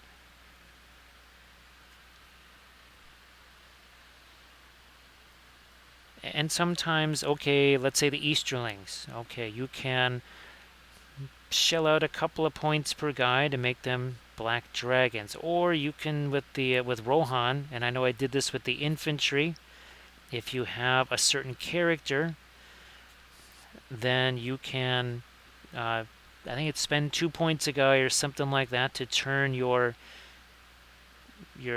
regular guys into Helmingas, which makes them strength 4 instead of strength 3, which is actually a big deal.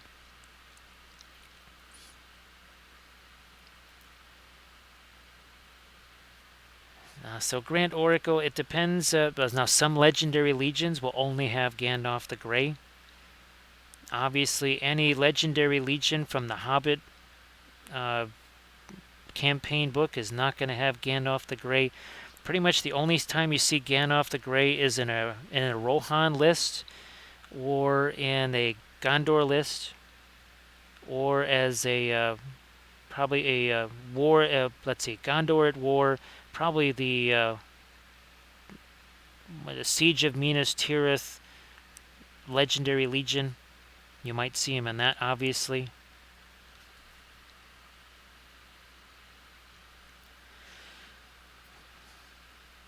So that last time that we played, where it was the, I call it my Roham list, where it was an alliance between Rohan and Dol Amroth. I had Prince Imrahil out there. I had, gosh, not Forlong the Fat. It was the guy that led the clansmen of Lamadon. I forget what his name was. Oh, they also were fearless. That was another handy thing against a whole bunch of Nazgul. So see, we just kind of darkened that area down just a bit there. Let me look at my... Yeah, we can still get some lighter greens on the ends of those flowers there. Let's do that. Brilliant yellow pale should do the trick for that, I think. Yeah. Hey there, Pendrake. So Pendrake, there's several different, I think there's even different versions of Gandalf the Grey. It kind of, again, it depends on your legendary legion, because Gandalf the Grey in a Vanquishers list is different than, say, a regular Gandalf the Grey that you would see maybe, say, in a Shire type of list. There's also Gandalf with his cart. So I want to say there's at least probably 4 to 5 different Gandalf profiles.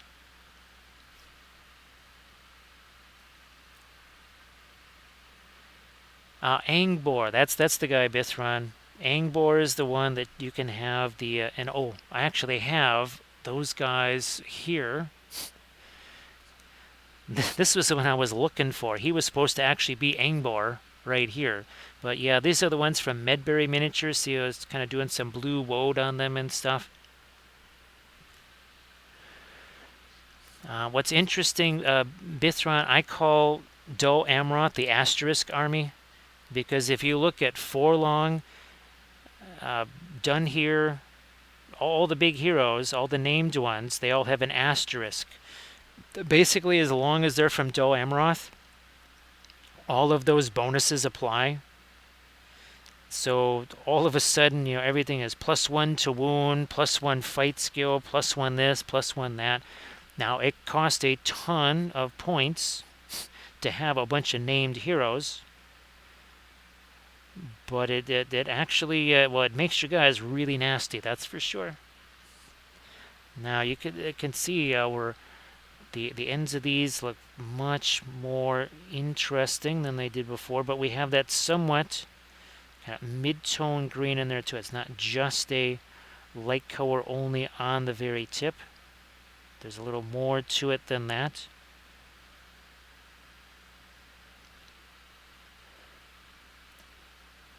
So yeah, Bithron, those are 3D printed from, again, from sorry, I almost said Mithril, from Medbury Miniatures. He also has the pikemen. He's got them too. And I'm pretty sure he did a Forlong the Fat. And Forlong the Fat, he's the guy that does the Axemen. And then Dunhere, yeah, he's the shooting guy. So if you have Vale archers, he makes that even scared the person that I was going to be playing. He was terrified of a whole bunch of Vale archers and Dunhere. Also, I think you could say that Printing Goes Ever On also has some of those, and I'm sure that well, Kurzlik, I'm sure Kurzlik is going to be making some.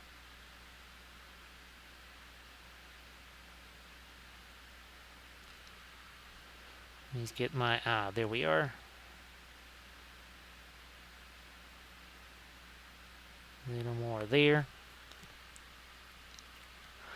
So again, this is a 1 hour and 39 minutes. I'm actually going to get a little bit of my, well, that black on the base here so that I have a little something to compare it to. And again, this is not the blackest black. It's okay.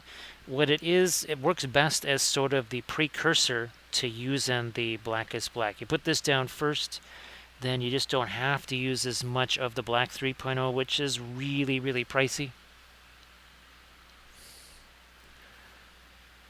So Bithron, I was actually, I'm pretty sure they were from Diwali, but they were Iron Hills dwarves on goats.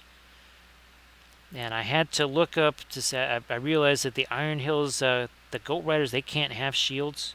And I was almost about, I was like, why is there no place for shields even though they made all these shields? No, they don't go on the goats. All right, see? Now there's a big difference between what I painted there and this. Just keep in mind, let me get this closed first. I'll show you the other Cathy miniature, and you'll be able to see all the ground cover that I used. That's why we're not going to be doing a whole bunch of painting on the base itself. Here, let me get this thing closed. Yeah, bits run. Oh, I actually, one of the very first things I printed out after those basing bits was the Corsairs. From the printing goes around. So see, look at that. See all that ground cover there? That's why I'm not really going to paint the base itself. Look at between the grass tufts and the flower tufts and everything else. Just going to make it. Wow, that is a big difference there. The black armor to that. Wow.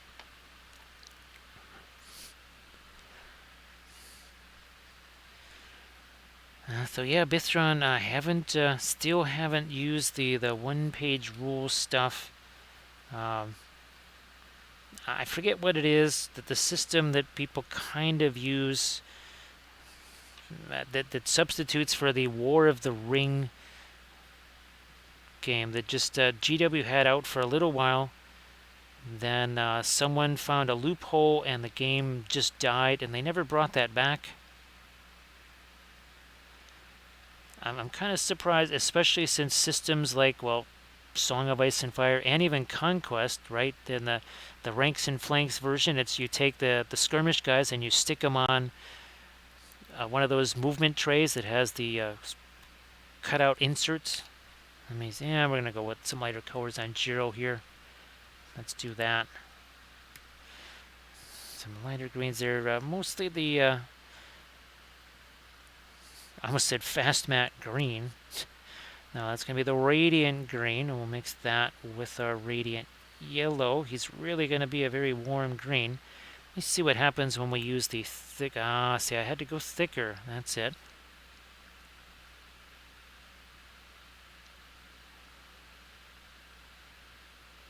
Yeah, Grand Oracle, well, Battle of the Five Armies. That was basically, well, like the epic for Middle Earth.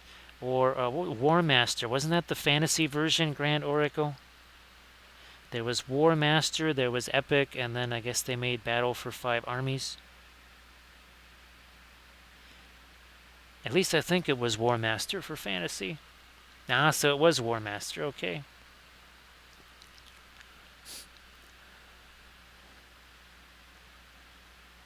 And again, a little bit more of that kind of lighter, but also brighter green there. Just going to let that mix as best as I can.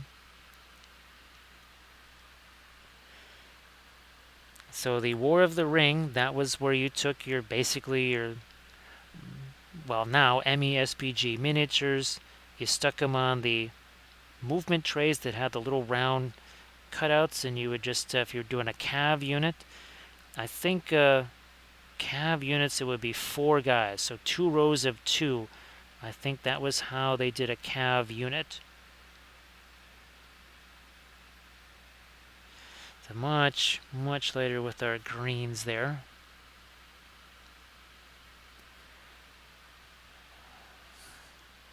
Yeah, Grand Oracle, it's so nice just to be able to print stuff again. I've really focused on basing bits. I just need to really replenish on those. As those print, I'm actually trying to make build plates of miniatures then. And then when that second printer gets here, then all bets are off, right, Grand Oracle?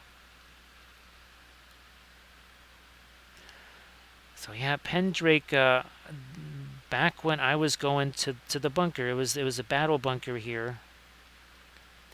There were people playing Epic. There were people playing War Master on a regular basis. I mean, there was basically almost like a league of folks that were playing things like War Master, Epic, and everything. I remember seeing the stuff on the table. That certainly hasn't been around, although I guess they're semi bringing that back. Although it's more, what, pre-heresy or something? Gonna get some more of my lighter green over here on some of these leaves. Let's do that. We didn't really get any of that over here. On our roses. Then let's get some of our lighter sort of pink color here on the rose itself.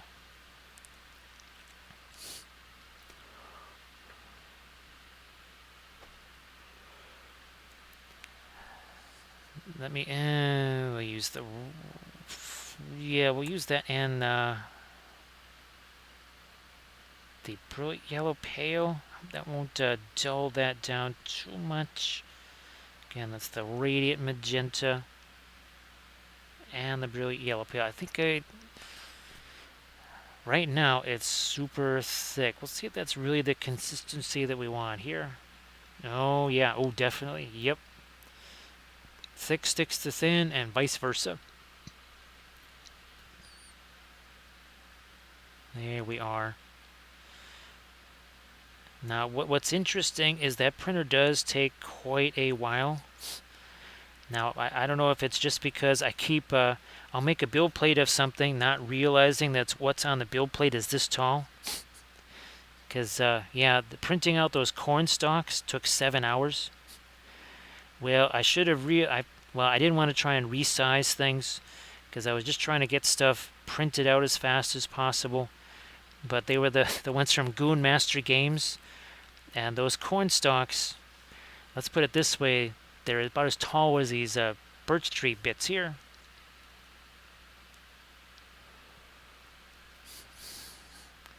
So yeah, Grand Oracle, that is another thing I'm starting to wonder.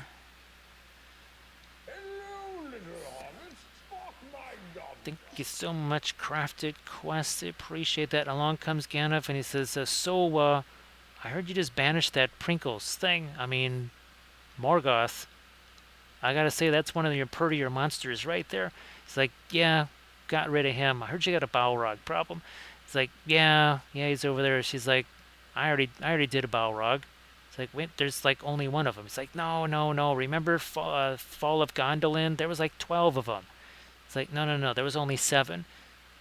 Weren't they all named Gothmog? Just like the Balrog?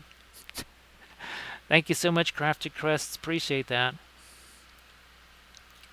Bithron, they were massive. I kind of forgot that well, here. So this is your typical, you can see these are from Goon Monster Game. If you want to use them for Lord of the Rings, you really want to reduce the size of these about 15-20%. Obviously, you'll be doing your own supports, but yeah, whatever. Now, Art of Michael, no idea. No idea. All I know is that the settings were as conservative as possible. I don't mind if it takes longer, because, well, you know how it is, right? If a print prints really fast and it fails, well, that wasn't as fast. So I realized they were going to take a little bit longer with those settings, because it was the same thing with the Sonic Mini 4K. Is that I used a much more conservative setting, and it did take a lot longer. That's the other reason why I have a second one coming here, is so that I can still be cranking through these things. And again, that's supposed to show up Saturday. I guess earlier on Saturday, thank goodness. Coming via FedEx, so a little bit more red on his nose there. Maybe I'll throw a little of this red here on some of these. No, that's going to be too much red. Too much. What I will do is this, though. See how this works.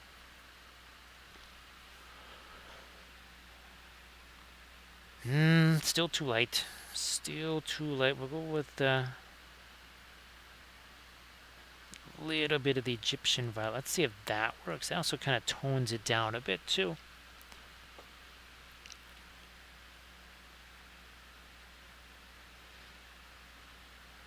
But so far so good on all the prints, so I'm totally happy. I'm totally down with that. Again, if it takes a little longer, it takes a little longer. That's okay.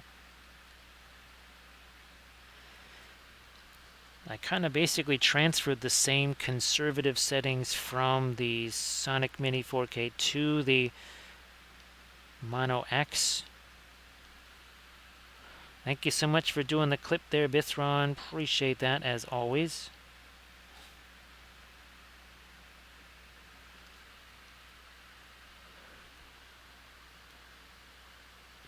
Actually, I was going, well, I'm glad I didn't bother taking or posting the pictures to the Patreon page, but I was gonna, well, after the printer arrives Saturday and I get that set up and working, then I'll post a picture of that to the Patreon page. It's basically the culmination of at least 6 weeks now of non-stop work down there.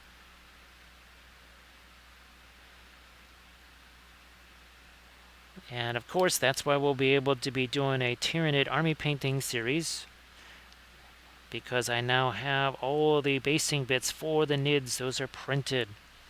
Armored Wolf is being very nice and trying to go over the base sizes for me, which apparently in 10th edition there's 100 different base sizes. So yeah, now there's like there's 35, 45, 55, 52, 47, 89 and a half. There's like 17,000 new base sizes in 40K, and that's fantastic. Thank goodness for 3D printed basing bits. So that when you have to rebase your 40K army for the 12th time in 2 weeks, you got yourself plenty of bits to get the job done. Now what I need plenty of here is some lighter stuff to go on our birch trees, minus all this magenta and red though. So yeah, Artemico, when Armored Wolf was telling me there's all these different bases, I said, wait a second. I mean, in 9th, you had sort of, there was 28s, well, 25, 28s, although I'm thinking Sigmar with the 25s maybe, 32s, 40s, of course, I think a few limited 50s, and then your 60s, but now it's now it's everything.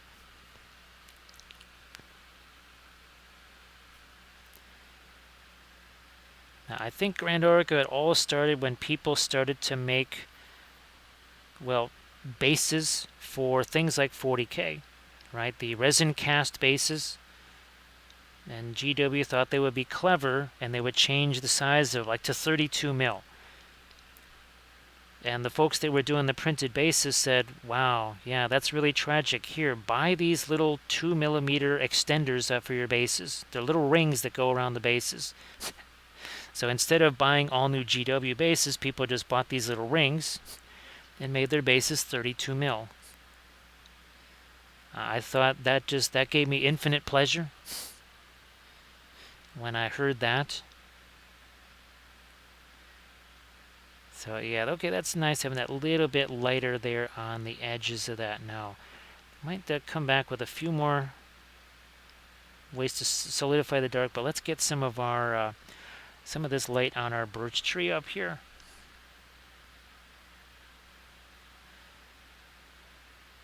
Probably come back with maybe a couple of dark, also some different colors. Maybe get a little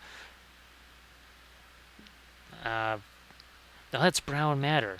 So we can't get our asphaltum out here. We have to get our brown matter out here. That's what it'll be.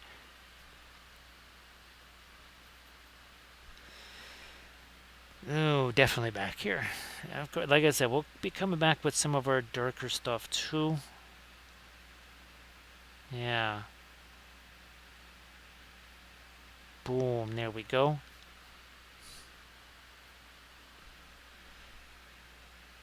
So for well, for tomorrow night's stream, well, who knows? I mean, now I'm sort of tempted if I can maybe prep one or two of those, because I actually have some pirate Corsair bases all printed out, ready to go.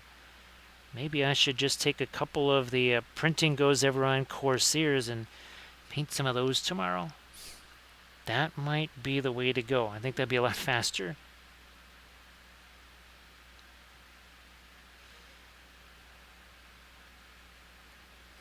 Let's go this way. Also, there will be some hobbitses. Bithron, I don't know, because I haven't looked at the Hobbit army in the main Armies of Middle Earth book. But Armored Wolf had found those free people's profile cards. And there's like 100 Hobbit profiles. Thank you so much, Grand Oracle. Appreciate that. Nice to see you again, Big Chimpo.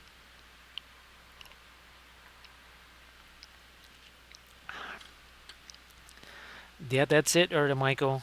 That is that. So now, of course, with the digitally sculpted stuff, you can just make them bigger, right? If it's just a millimeter or two, so what? So thank you so much, Grand Oracle. Appreciate that, and nice to see you again, Big Chimpo. Happy Friday to you, because actually a happy Friday here too. Yes, happy Friday here.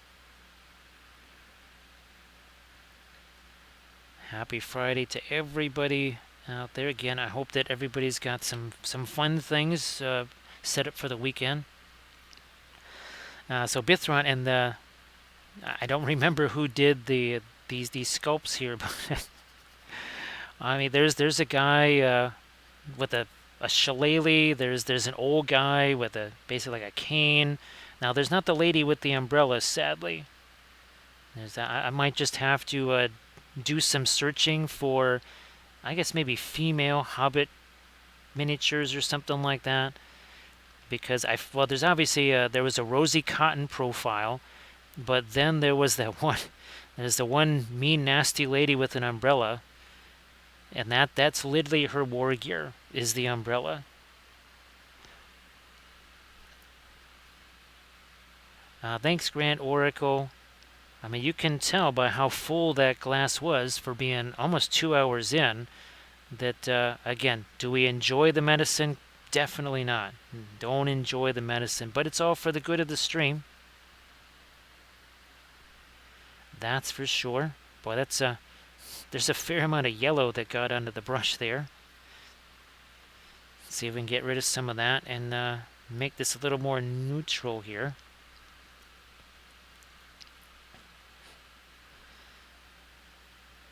So Pendrake, we actually did a test game. It was the Necromancer, the 9 Ring Wraiths, and the Dungeon Master, and that was 1,000 points even.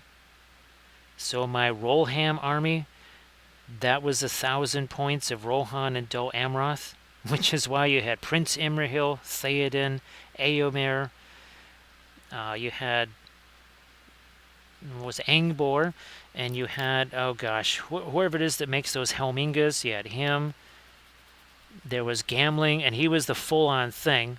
Yeah, the trifecta of Gambling, Eomer, and Theoden, they just rolled through those Nazgul. At one point, I was basically averaging killing 7 of those guys per turn. Of course, they all kept coming back.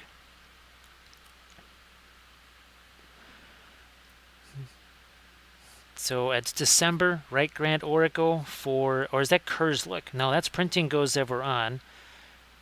I think actually Kurzlik might be doing Hobbitses. Oh, actually, speaking of Angmar, well, I was a little bit south of Angmar, but I am going to be printing out probably overnight the bill plate with the, and Kurzlik, the Kurzlik Angmar stuff, or the Barrel White stuff. So Artemichael says it's a strength 8 umbrella and it goes against the opponent's courage. So Well, that's pretty much going to be 3s, right, Artemichael? Because, well, your average courage is 3, and that's even on the good side. Now, what my opponent was not expecting was that I would have a base of courage 5 across my entire army. My heroes would be courage 7 or 8, and I had 2 fearless units. That was not something he was counting on. Still kind of contemplating freehand here on this. That's why I haven't really done any sort of shading there. I don't know. Let me see what we can do on this. I don't know. See if we can do something like this. Well, do we do a black tartan? Maybe we'll give that a shot. I don't know if that's going to work.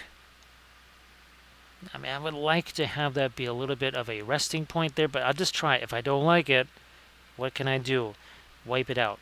It'll be fine. 2 seconds. So let's do it. Don't like it, we'll get rid of it. That'll work just fine. So I won't be doing ReaperCon. Unfortunately, ReaperCon is just, it's too far away, unfortunately. Well, to get me and all of the stuff that I need there, to be there. And, well, especially this year with all of the stuff, basically all of my time is invested in just trying to fix up the house inside and out.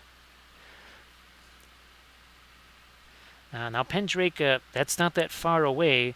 Are you good to go for ReaperCon, or are you trying to get a whole bunch of sort of last-minute projects done for ReaperCon? Because I wish it was further away. I know that Armored Wolf wishes that September was a little bit further away, or a lot further away.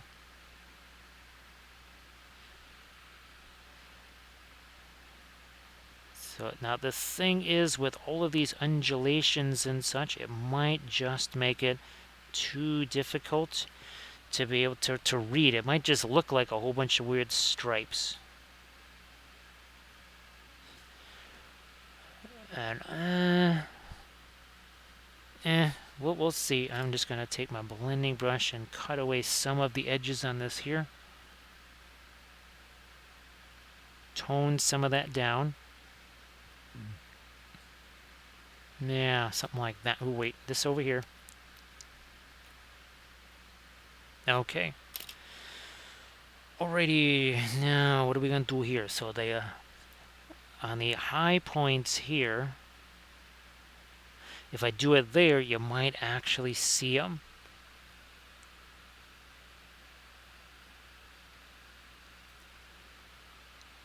So sorry to hear that, Pendrake. There's just for a lot of folks that life didn't quite go the way it was supposed to, and they just can't make it there.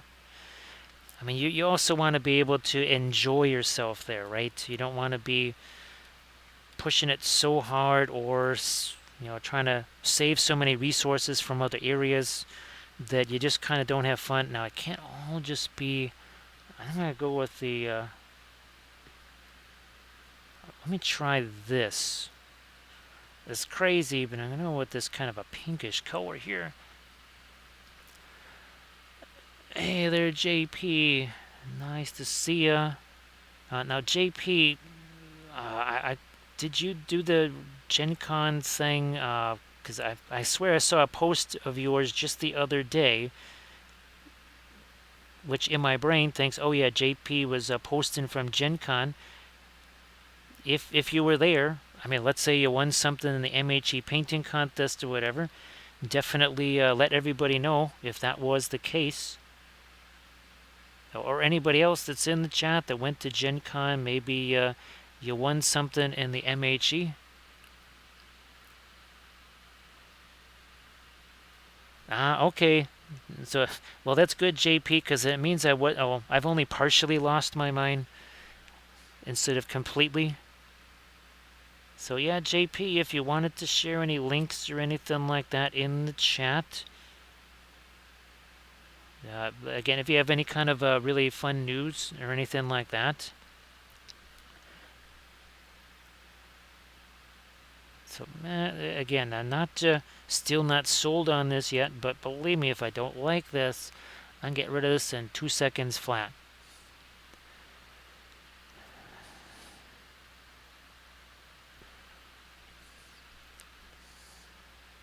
Now, of course, if it were let's say if it was Gen Con distance or something like that, well, that's a little bit different because that's a much more doable thing. Now, the irony is the only place I think I can have one of these pink lines shown is there, because otherwise they're down in that fold. So I'm not even going to try and do the vertical pink line. That's a highly technical term there, vertical. You can use that if you want. All right, let me take some of this darker. Oh, we're just going to try and again shore up some of these lines, tighten up some of that.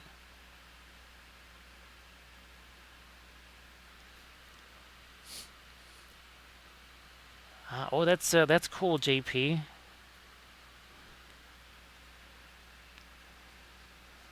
Gee whiz. Hopefully I end up running into Dave at one of the Adepticon meetings.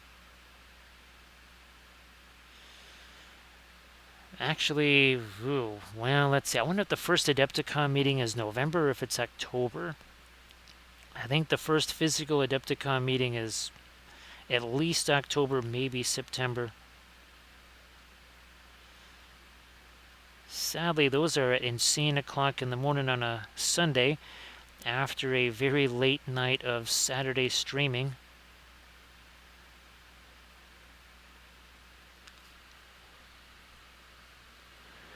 So yeah, Pendrake, we tried driving, we tried flying, we tried all of the above, and none of them, they all had major issues.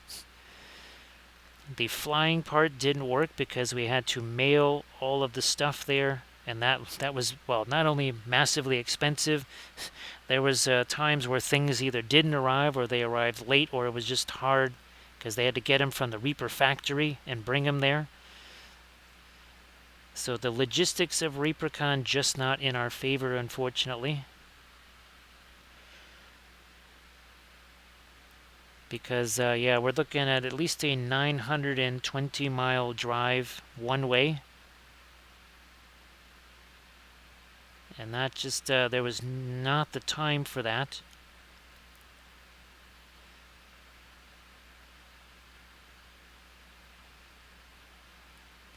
That didn't go where we wanted it, but we got a blending brush here. Well, we need a brush that didn't have quite as much paint on it to be a blending brush there. Hey there, Alsatian. Nice to see ya. Well, bonjour. Or bonjour. Was it je ne sais pas français? Yeah. Well, franglais. I think that was about the best that I could ever manage was franglais. Which, oof. Yeah. Now, there was a point where I could read and write in French, but I couldn't speak it, and I couldn't understand it if it was spoken to me. Don't know what that says about me. But yes, able to read it and write it, but not able to speak it. And oh, that was the other thing. Okay, so I was at my sister's house and just happened to bring up family lineage and that sort of thing. And my questions prompted her to go grab these big albums that had all of this documentation, kind of like the stuff that you would see in one of those genealogy programs or something. And as it turns out, yes, the Austrian and Bavaria, that's on my mom's side of the family, Bavaria. But on my dad's side of the family, you're talking about Austria and also Alsace. So it is potential that there were relatives living in, say, Strasbourg or Strasbourg. So it's very possible. Which that really, that was because there is some French in the family.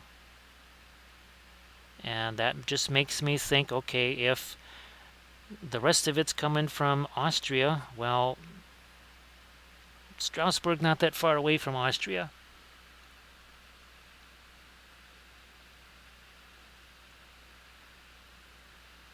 So Alsatian, I hope that everything goes well for you, and of course, happy Friday.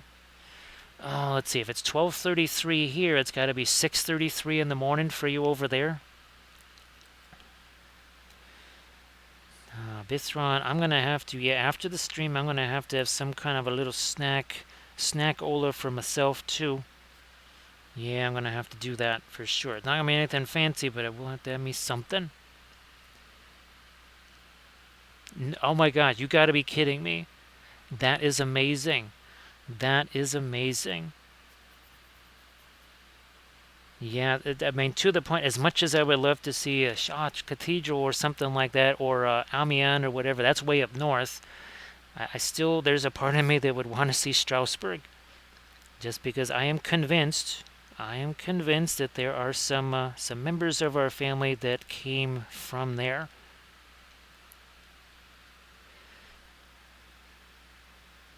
So I would, I'm guessing, well, let's see.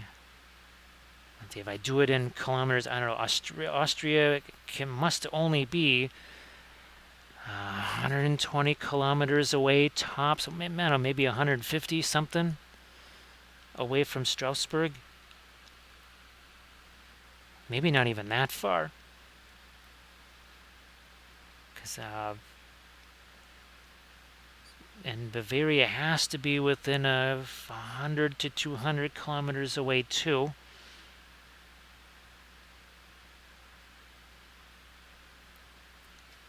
So that's fantastic, Alsatian. That's, who knows? Maybe we have distant relatives that might have lived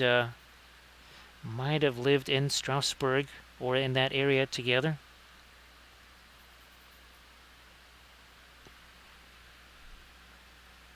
And it was a lot of this. As it turns out, I was not that far off with some of the things I thought genealogy was with the family. Now, what I'm going to do here is right with some of these lines meet, I'm going to try and get a lighter version of that color there, see if that's going to work there. So it's about 2 to 3 hours by car from Strasbourg to Australia. And I guess if you're going, well, let's see, if you're going, ooh, wait a minute, 50, so let's see, 50 miles an hour would be about 70-ish kilometers an hour, maybe 72, 75 kilometers an hour, because a kilometer is 6/10 of a mile. So me trying to do math at 12:30 something in the morning while painting, probably not going to turn out too well. And I know there's cathedrals down there in Strasbourg, so that would be my primary thing I would want to paint. Of course, would still have to make sure to see Mont Saint-Michel while I'm there.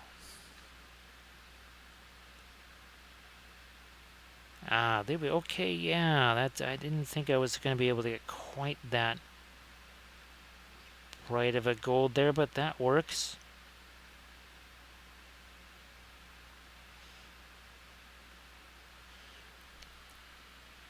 So, you know what, I'm going to see if I can do some of that over here. So it's basically Indian yellow and the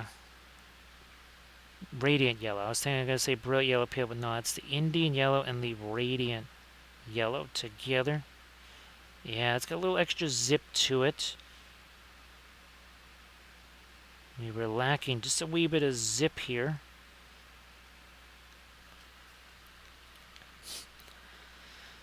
So yes, indeed, that is fabulous. I'm just now I'm gonna have to send my sister a message tomorrow and say, guess what? Someone from Strasbourg was in the chat, and we're gonna welcome in our newest little hobbit. That would be the Shadow Roam. Says, whoa, dude. So yeah, here they gave you a new stick and a new white cloak. He's like, that's a fabulous prize for dying. He's like, I thought you were a Meyer, like immortal and all that kind of stuff. He says, well, I guess not so much. What was I used to be? I think you were Gandalf the Grey. Thank you so much, Shadow Room. Appreciate that.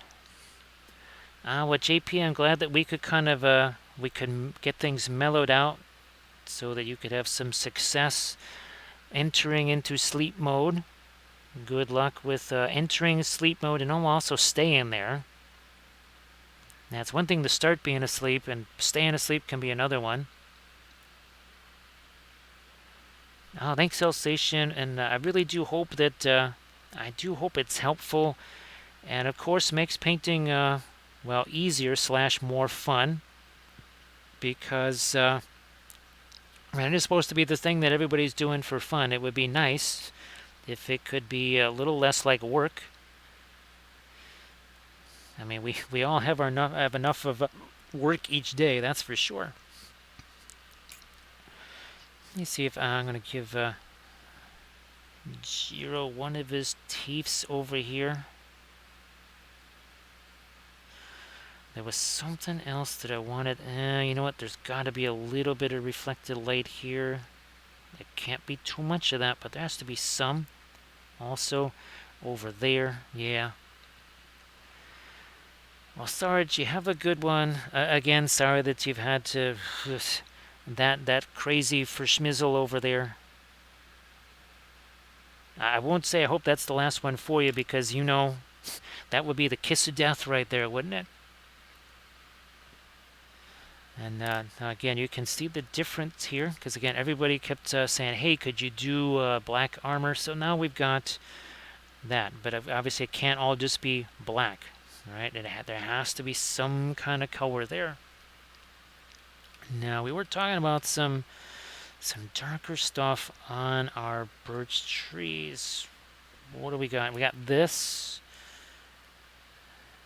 brown matter with okay, now it's brown matter and terra rosa. These will be very rusty birch trees.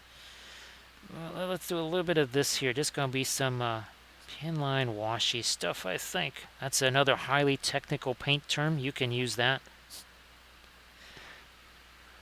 Let me see. Well, geez, surface tension. This is awful early. This is almost a half an hour early here.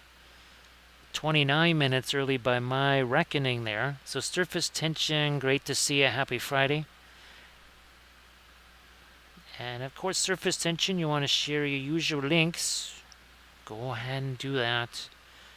Now, actually, Alsatian, if you have some links that you would want to share, things maybe that you work with the oils or whatever, you want to share that in the chat. Well, that'd be kind of fun. For a fellow Strasbourgian. Yeah, that's not how you're supposed to say that, but that's how I'm going to do it. That's what I'm going to say.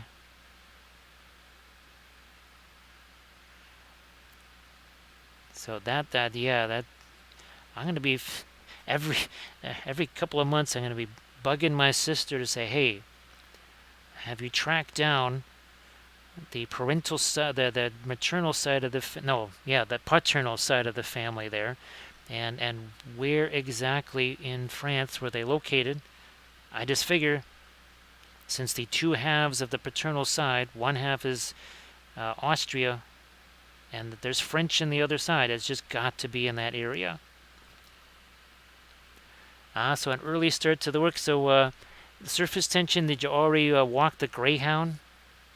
That's a very early walk for the Greyhound.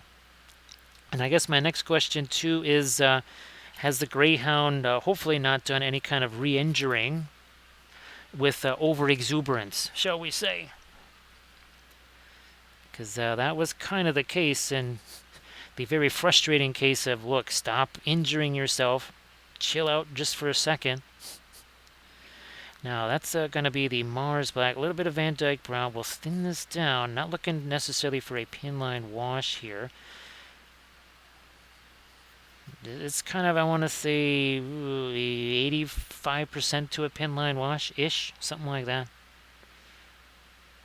But I am looking to do a few of these little lines here to break up some of that. Do a little bit more over there. Yeah, some more over there.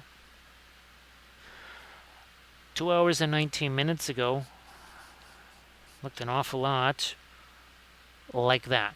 So it is 2 hours and 19 minutes. I'm not saying, I'm just saying, you know, oil paints do a lot. can do so much with these things. And of course, again, if we don't like this freehand there, 2 seconds, wipe it away, it's gone, like it was never there in the first place. That's the kind of thing that I hope also, well, it makes painting more fun, because was it the phrase that, oh yeah, I don't want to ruin it. Yes, I'm going to ruin it. Well, if you can fix things that easily and that fast, then you'll kind of say, well, I really can't ruin it because I can fix it in 2 seconds. So no more running injury. That's good.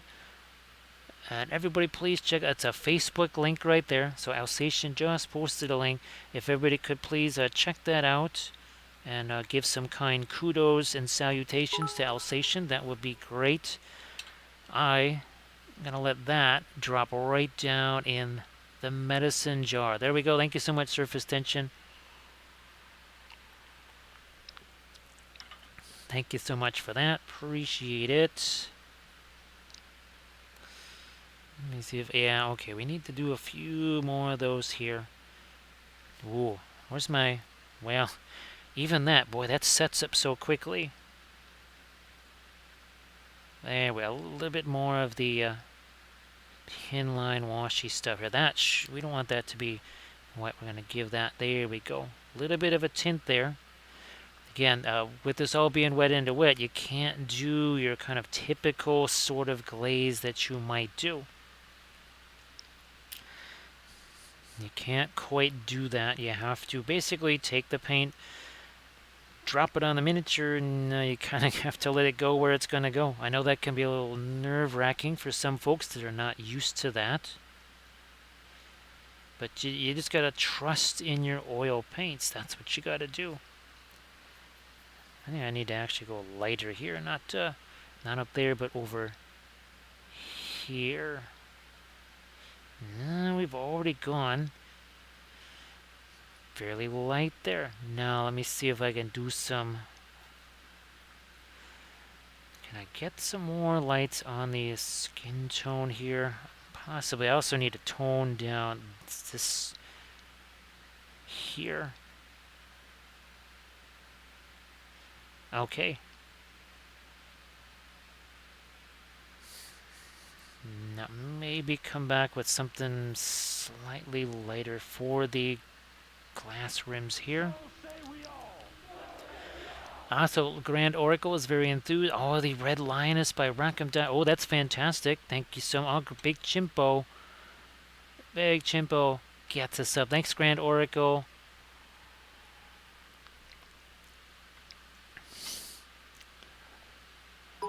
So you can't find the Mona Lisa brand. Oh, actually, no. Oh, thanks again. Thanks again, Grand Oracle. Appreciate it. Oh, look at that. It's Grand Oracle trying to go single-handed to the hype train there. And it looks like it made it. It did. So Alsatian, after the hype train here, I'll give you a little bit of a discussion on those things. Now, Cathy says, yeah, watch this. You can't stop a hype train. You cannot stop it. Can't stop it. There it is. She's like, hype train is like, oh, yeah, I'll see you later. Oh, look at that. It's like Prinkles, hype train, don't care. I can stop all of it. Thanks, Grand Oracle. Appreciate that. So Alsatian, here's another possibility. These things tend to be far more airtight. It's just a nail polish container. Also, too, you want to keep those little, well, pieces of metal. I just use the pieces of sprues, right? Metal sprues.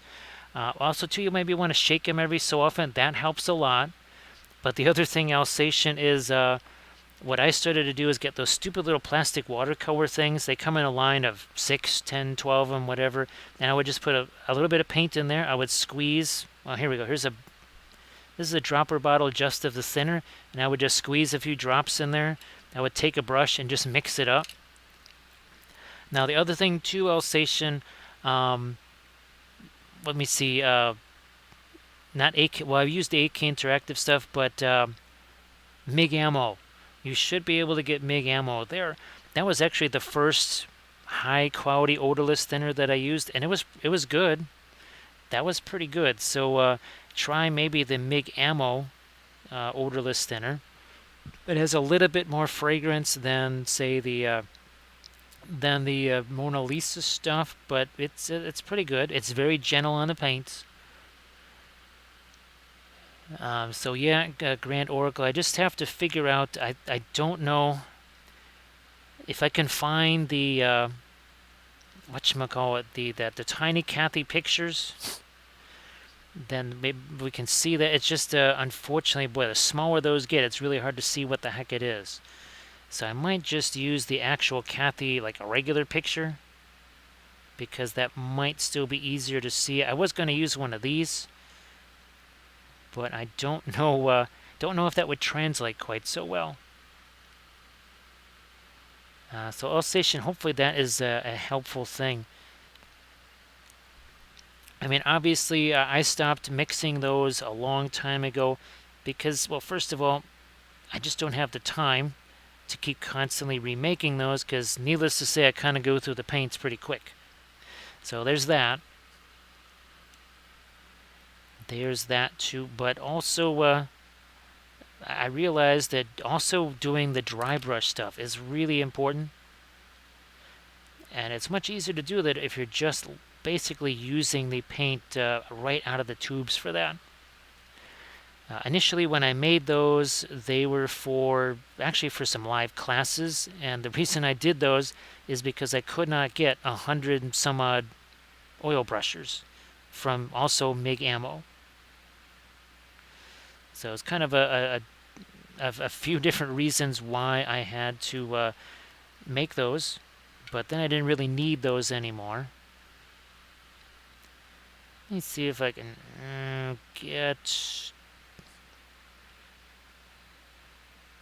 a little pinkishness in there. Now we're going to go the other way with this, try to lighten this up.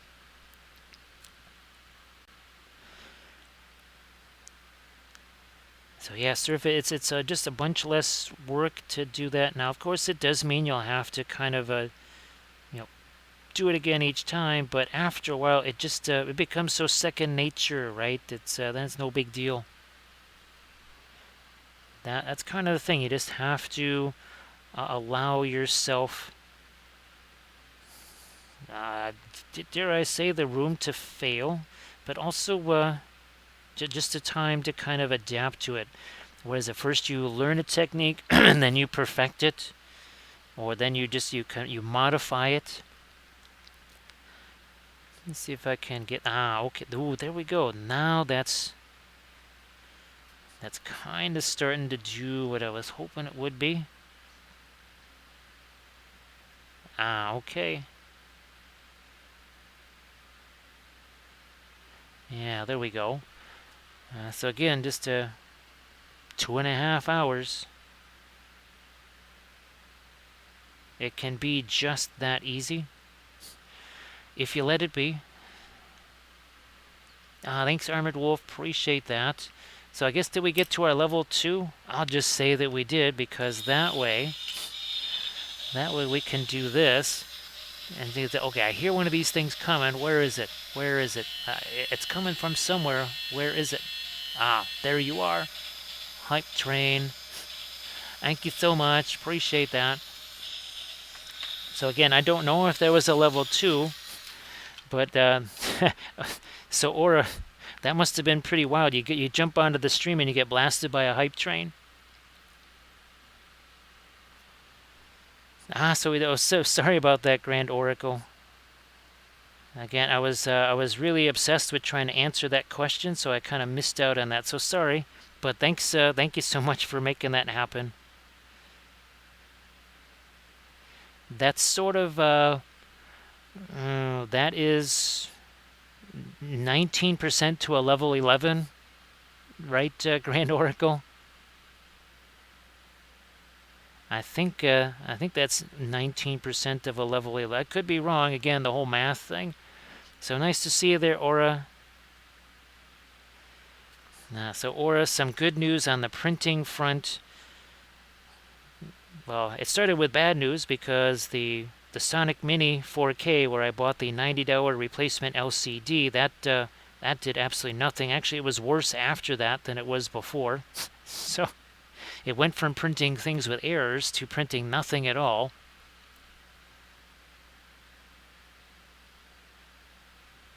But we did manage to get the firmware update on the Mono X. That is working, and now there's another Mono X headed this way.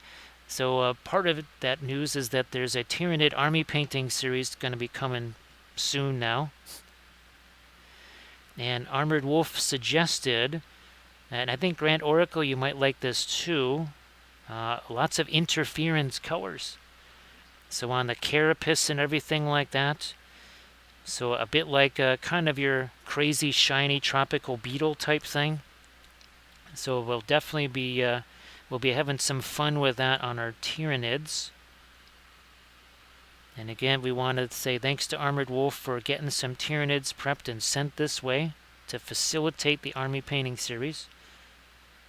We also want to say congrats to Armored Wolf, who won a Best Painted Single Figure in the MHE competition at Dragon Con last weekend.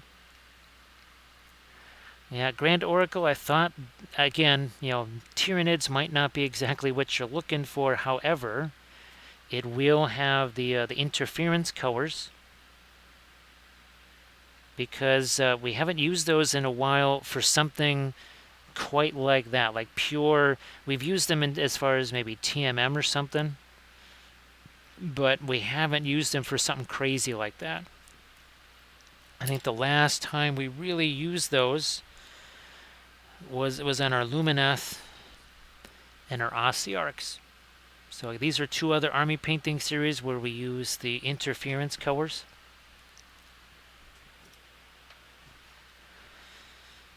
Well, Grand Oracle, I guess that's why you and I have thousands of STL files. Well, tens of thousands. Mere thousands. We have more than mere thousands, wouldn't you say, Grand Oracle? Like amateurs have a few thousand STL files. And we go a little bit beyond that. Of course, hopefully, nobody else in the building can hear me say that over there. Of course, if I'm ever interrogated in person, I'll just say Grand Oracle has like 100 STL files. That's it. That's all he has, no more. Now what I am going to do is do a little bit of blending here. With my blending brush, getting rid of some of those edges right there. We don't need those edges. Look at that. See, we just... no layers required. All I have to do is plop that on there. Here, we'll take this blending brush, and now that whole edge is nice. And so same over here. We don't want those little crazy dots. We want a little nicer transition than that. But instead of painstaking layers and one lighter color or whatever, no, just boom. Just do it. Now, so Bithron, hopefully you're able to find yourself a tasty snack. I too desire snacks. That's going to happen at some point after the stream, whenever that is. Again, it's not going to be anything super fancy, that's for sure, because there's really not much for snacking on in the house, period. I'm going to go back here with my... let me try this. Let me try this. Make that darker. What if I were to do... no, that's too much complexity. Yeah, we don't want to complexify that.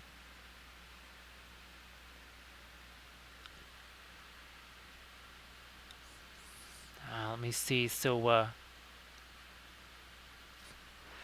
that's the thing, Grand Oracle. Well, of course, I mean, like those, what were they? The Raging Heroes figures that, I mean, obviously they're meant to be printed out at 32, and I made them 72s. I'm looking forward to being able to print out more of the Raging Heroes stuff now.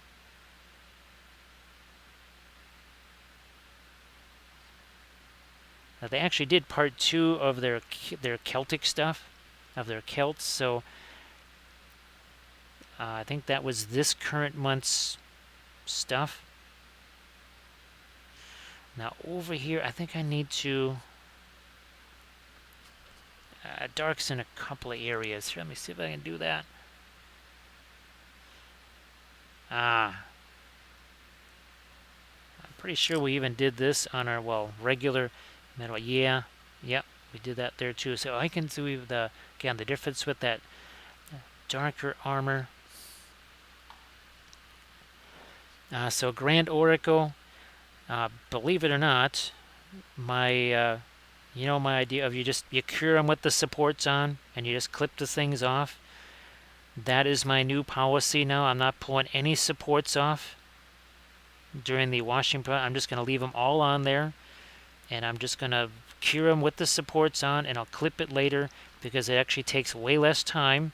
It's less messy, and there is zero breakage. Because yes, I have yet to break any miniature pulling or cutting off the supports once it's all cured. Because believe it or not, printing Goes Ever On is just as dainty, if not more dainty, than the Raging Heroes figures. With all the spears and the bows and everything else like that. Now, the one thing I don't know is just how reliable maybe are the Raging Heroes pre-supports.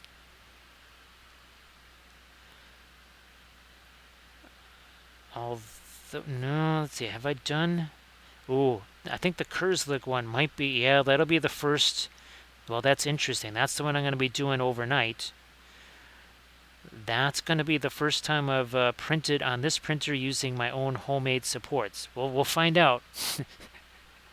You'll find out tomorrow if I'm happy or sad. Okay, let's get some more over here. Let me be the Perline.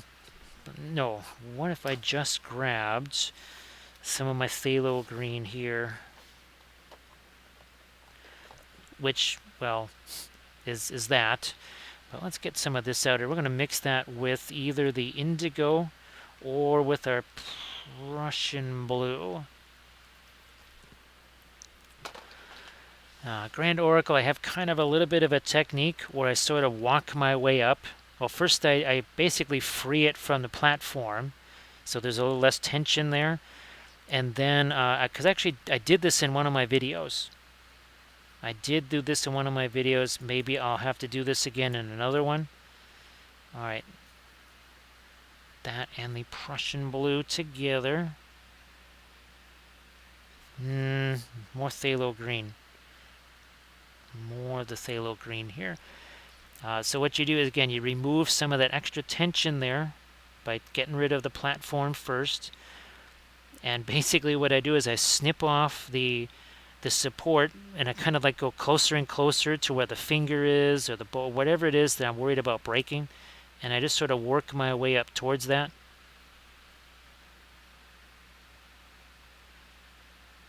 You know what? And that's what we need. Oh, yeah.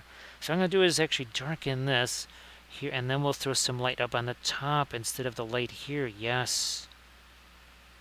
That helps on all kinds of levels right there.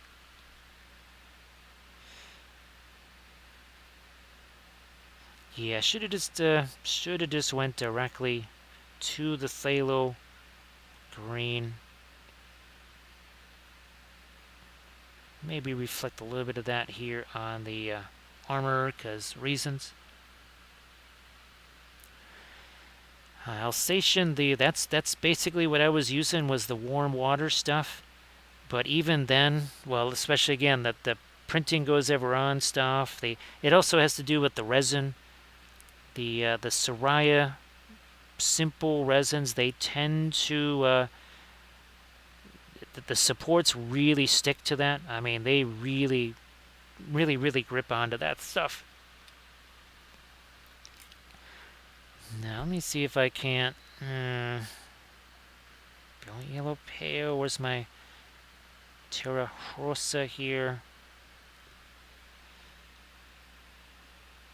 Get rid of the green that ended up over there. Back to some of this red here. There we go.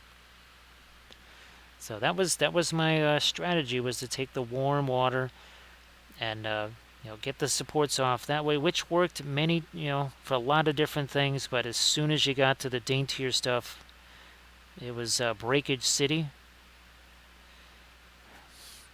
I need to lighten this up over here in the corner too. So again, that's the Terra Rosa there. Terra Rosa, brilliant yellow pale. More brilliant yellow pale, maybe. Oof, that's not that much more. That was a whole bunch there.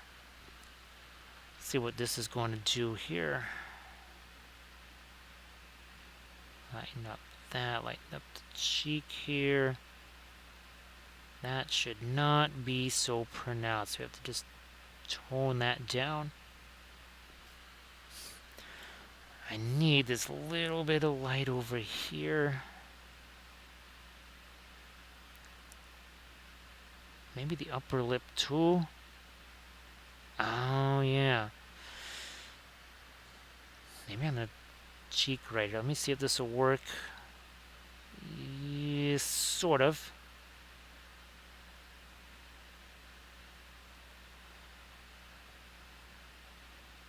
The chin. Let me spread this out a little bit. There's just kind of a blob right there.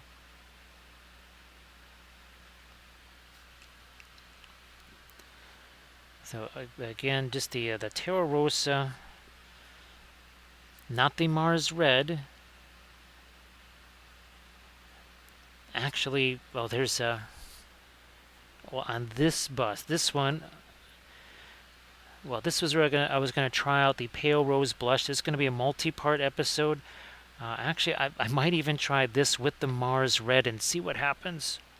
So maybe we use both of those together. Could be interesting. Again, that's another part of my bust painting series. More of my, a little more light now on the birch trees. Now that we did the mid-tone, we did the dark, and now, there we go. Now that looks like the bark that's peeling away has actual depth. Just wasn't doing that because I needed more of the mid-tone, more of the dark. Now it's got that, and boom, look at this.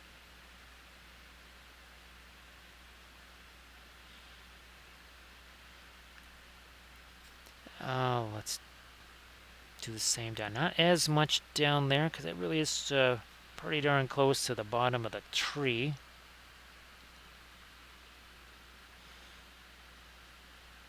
So you see a couple of these areas, like so. Yeah, not too much, but it's sort of emphasizing this linear pattern here. I sense that there's an arid here. Arid, I saw your post about the cleaning there. Well, I saw your post about that was an oven, right? And then I saw your post about the cleaning, so hopefully that went well, and you're satisfied with the result there. It's a little bit less nasty, a little bit something more acceptable to your eyes there. Hey there, recreational cephalopod, nice to see you. So definitely, well, Bithron, I hope you can get those in the right size and not have to pay too much. Sometimes those can be a little on the pricey side, right? So everybody, please give Eridican Wife a follow. And of course, Erid, please post your Pinterest link there in the chat if you may, and let folks see all the fabulous jewelries there. And the new oven is in place. Yeah, when I saw your post there, Erid, I was just, I was like, oh my goodness. But glad that you were able to just kind of power into that and then, well, get that whole situation rectified. Yeah, Bithron, I got really lucky in that years ago I was getting some rare earth magnets for all the Song of Ice and Fire stuff, and for whatever reason, I think they sent me 2 or 3 instead of 1 of each. And I didn't even realize it. I just thought I had ordered that many.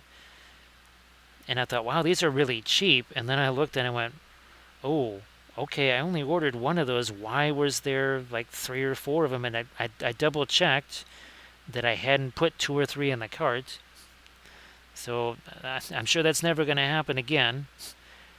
But I will have to actually get some of those again because I've gone through almost all of those.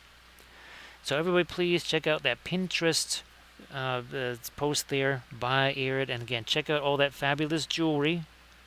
And then please give Arid Camwife a follow.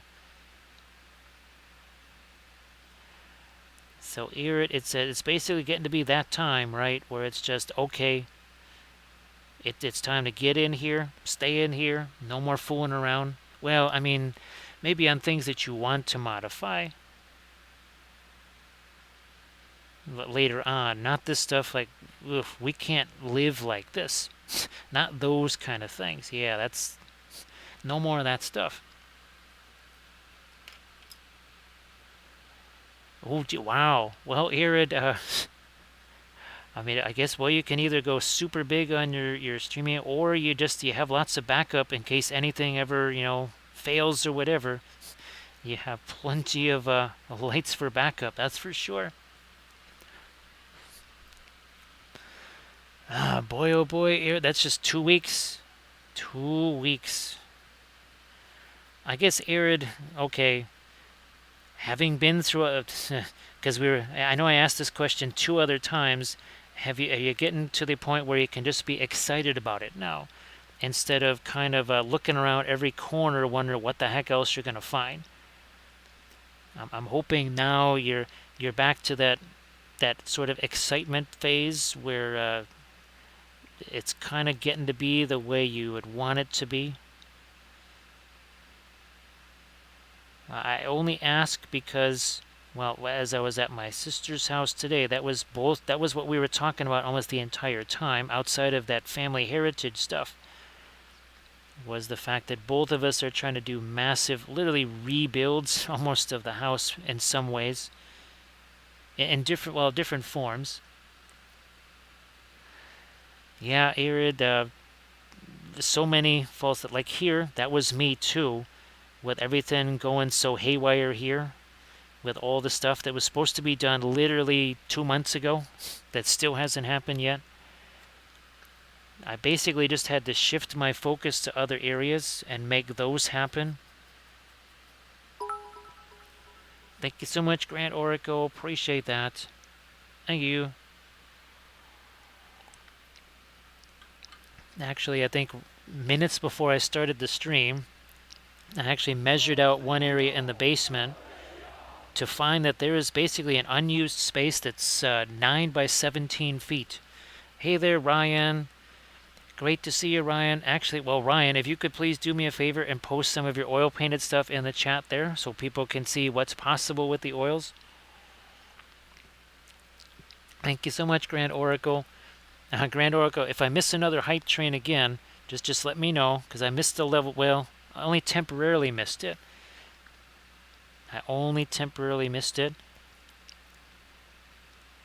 Now, of course, that it was probably hesitant because Cathy stopped it the first time.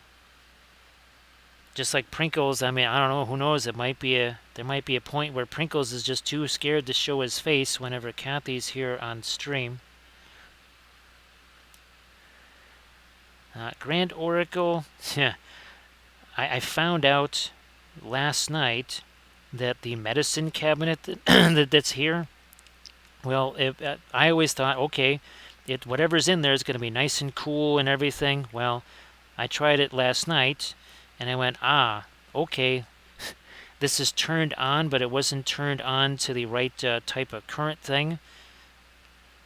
And now it's turned on to the proper one, so anything that's in there should now actually be cold. Because, of course, you can't let your medicine be warm. The medicine is no good when it's warm. Nobody likes warm medicine. So, Arid, thank you so much. Appreciate you being here. And again, everybody, please give Arid Camwife a follow. 2 hours and 49 minutes ago, this Cathy Tribute miniature looked an awful lot like this one, as in gray primer. So yeah, all of this, including a little bit of free-handy stuff on the clothes there. Yeah. Oh, and this also has a Giro on it too. So again, it started out as primer like this. We did our pre-glaze stuff, wiped it away with the sponges, and then came back with our lighter midtones. And it's been refined ever since. So it basically was a place in the basement that ended up kind of being a massive storage area. And then during the whole last year and a half of crisis, it just got literally buried. Now I was telling my sister that in the course of doing all this stuff in the basement, I found 2 cameras that I've been looking for about the last, 14 to 15 months. They were exactly where I left them when I was last trying to create a filming area down there. Those are going to be really important cameras for filming in the new area, and also streaming stuff live. And also, one of them is the camera that I take to conventions, like Adepticon. So, very important to have found those items. Which is why I keep describing what I'm doing here is basically like an archaeological dig. As I peel back layers, I go, so that's where that's been. So Alsatian, all of the flowers, the trees, so the oxalis plants, because these are her favorites. That was her favorite plant, the oxalis. The birch trees, again, all these are from Make It Epic Basing. So her family's cabin up in northern Minnesota, there's essentially 2 types of trees, poplar trees and birch trees. And even as recently as a month ago, her family sent me some birch bark because I used to paint on that. It actually makes a really nice painting surface. So I'm hoping to actually stretch out some of that birch bark and actually do some painting on stream on the birch bark. And also the roses, 3D printed, because those are out in front of the house. And she had tried to kind of expand those bushes a little bit by trying to strategically prune them and everything else.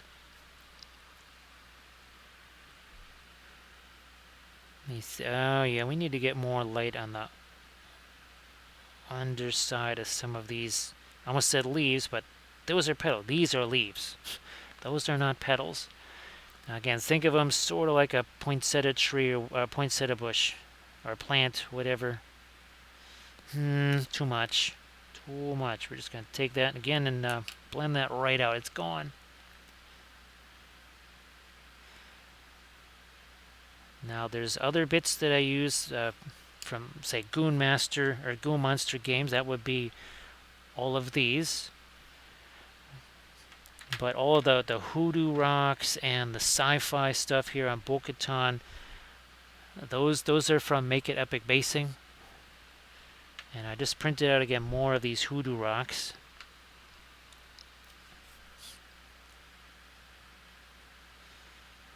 Let's throw some more, a little bit more on the lights there, and then let me see if I can go lighter green on some of these leaves on our rose plant,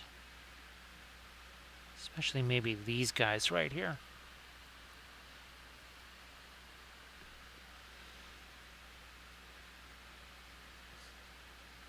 Let me try get a couple little hints of that down here.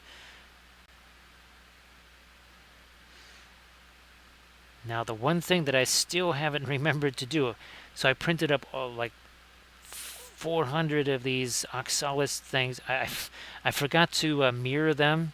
Yeah, I completely forgot to mirror them. So that's something I still have to remember, is mirror the stupid things. Because if you do that, it's like you're basically doubling the amount of files, because they will look that different if you mirror them. Speaking of digital sculpting and all things 3D, that's Bagley 3D. Bagley, how you doing? Great to see you again. Thank you so much for the raid. If everybody could please give Bagley 3D a follow, well, that would be nifty. Yes, indeed. So Bagley, if you want to share anything in the chat, things that you've been sculpting and such, now go ahead and do that. We're painting another one of our Cathy Tribute miniatures here, again with the oil paints. A little bit different this time. So typically what we've been doing is the more regular kind of steel armor. This time we did something more along the lines of black armor. So not quite so much, and also bleen hair instead of the magenta hair. So Alsatian, the I almost said the printing goes ever on, but the Make It Epic stuff, that has been very reliable. Some of the other ones, not like Pelennor, you almost have to kind of just do your own supports with the Pelennor stuff, but those are mostly free anyway. But Make It Epic are pretty darn reliable when it comes to supports. And it really saves you a bunch of time because, oh gosh, what do they call the tuner sprues, right, Grand Oracle? Yeah, you go for the tuner sprues, you can lay out a whole bunch of stuff really quick. So in addition to Bagley 3D, how's about folks give Space Toy a follow as well? Of course, Space Toy, if you want to post anything in the chat, some links to some of the things you've been working on, please go ahead and do that as well. So again, Bagley, thank you so much for the raid. That's appreciated. And now there was another one. Oh, wait, let me see if I can grab this one. Here we go. So that was much more of a birch forest. So there's the gold armor. So I'm definitely going to try and take some pictures of this, and then we'll have all of these kind of in a bit of a collage, as they say. And again, I have some of that bark. Believe it or not, when I get down to that 9 by 17 foot area in the basement, there is some birch bark sitting in there too. So we'll grab some of that and we'll definitely see what we can do with it. Brilliant Yellow Pale, Phthalo Green for some bleen highlights. Let's see if we can make this happen here. Maybe a little more thinner, also minus the big piece of fuzz. So Bagley, again, if you want to share anything in the chat, that'd be great. Everybody, please give Bagley 3D a follow. And let's get some light back into the hair. Up here as well. Bingo.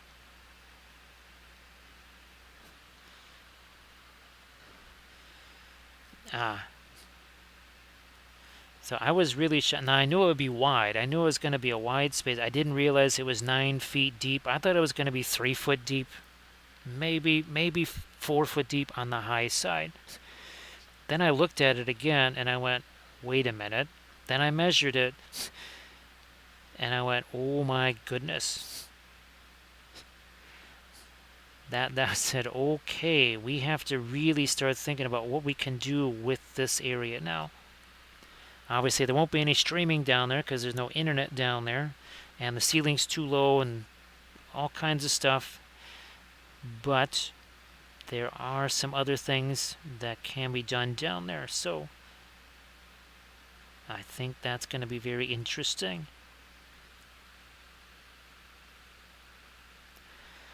Well, Grand Oracle, remember the 14-foot dumpster I was telling you about?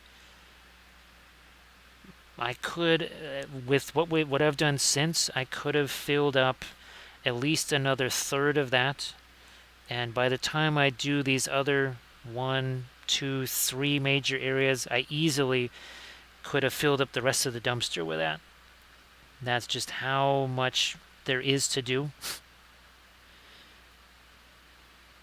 Because now part of it is, it's not just, now it's as much reworking things as it is just cleaning things or removing stuff.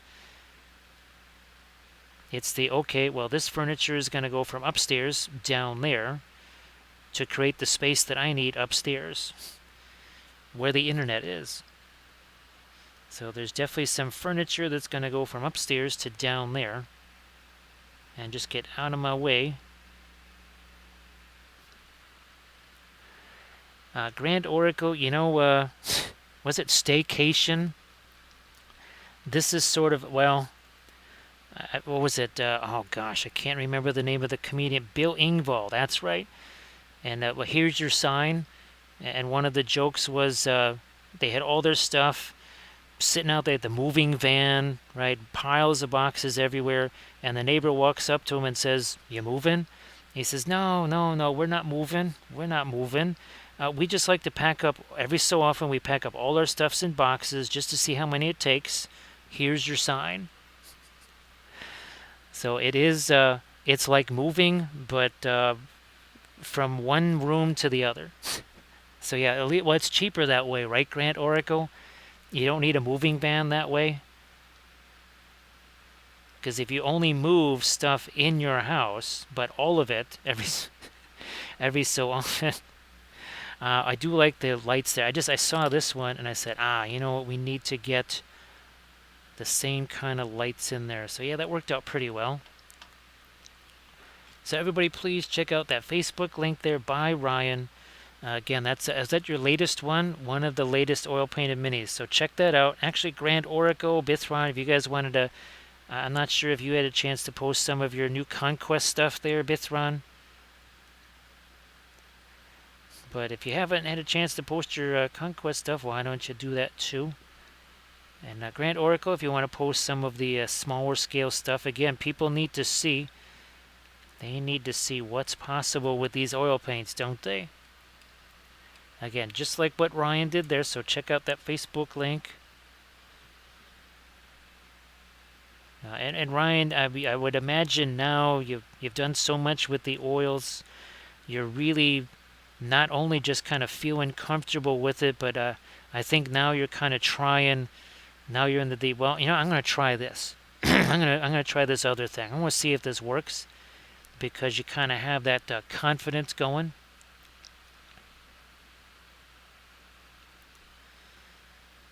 So yeah, Grand Oracle. Well, the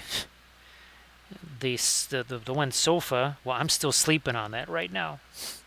I'm still so that can't move until it's absolutely ready, and I have another place that I can go once that gets moved. So that's a little bit of an impediment to moving that right now, even if all of the space in the basement area was clear. It's like I need me somewhere else to sleep once that thing is gone.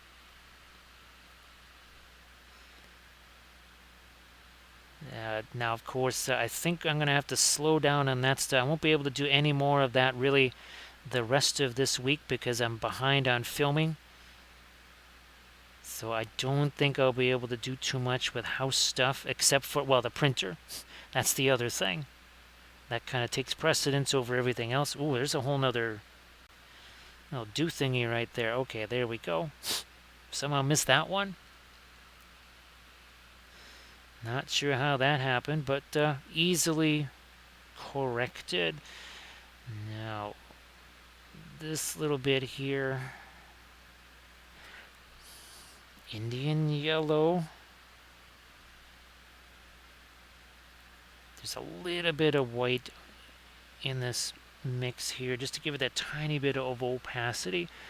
So everybody, please check out Alsatian's link there. Again, that's another Facebook link.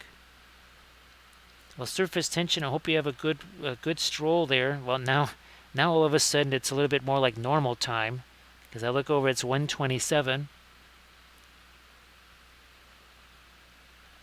Boy, Ryan, that is absolutely fantastic. That's what I love to hear.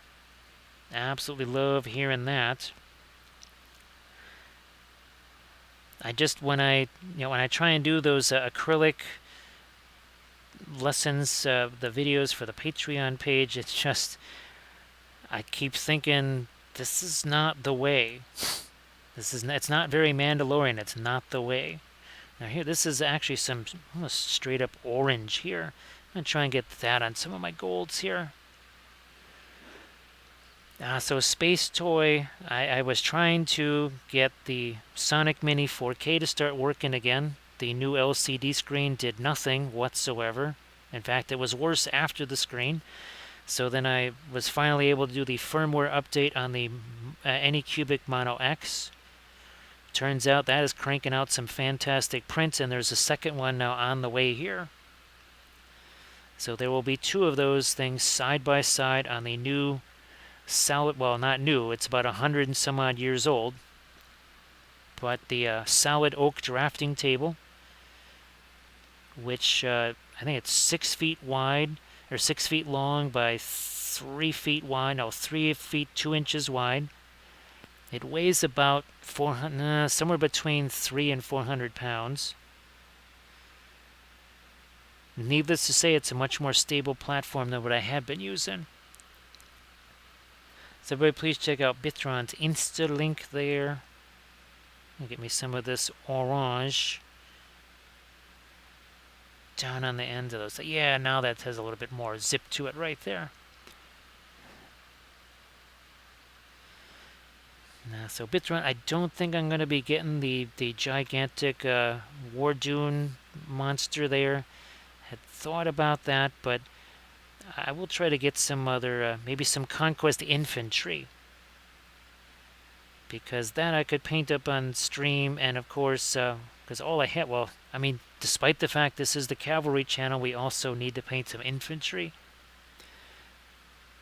So I was thinking maybe city-states. Maybe city-states, and of course, your not 100 Kingdoms. Not, what's, oh boy, they had the cataphracts. Why am I spacing on this all of a sudden? Well, probably because it's 1:30.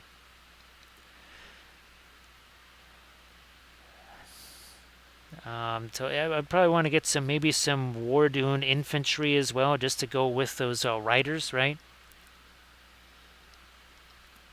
So Space Toy, well, let's put it this way. The old table that I was using, which really wasn't a table, more of a platform, it was so unlevel that the giant vat of the Mono X, you could tell that it was listing to starboard because it looked like all the resin was going to plop out over the side. It was Old Dominion. That's it, Bithron. That's the one. Sorry I spaced on that. So again, now we've really juiced up. I mean, all it was, I took some of the Naphtol Red and some of the Indian Yellow, made like this orange, and boom, that really, wow, look at that. That really hit that pretty good. Gave that a lot of extra oomph. Now we're going to do some of that on the sword here as well. That's going to go down here. So it was a little bit on the greenish side, and well, that's normally something I like to see in my golds. It was kind of blending in too much with all of the black. Now this makes our armor that much darker, not because we actually darken this down. The armor looks darker because this is all more of an exciting color. So it really dulls that down. Whereas here, it was more that we have that brighter blue, right? Different type of contrast there.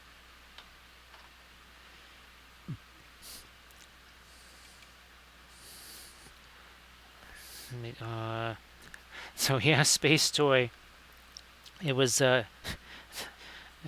whole thing was about to heal over. That's no good. You don't want that. So I said, okay, let's get a more stable platform here. Let's get some ballast. Let's get some ballast in the hull there. And let's right the ship, so to speak.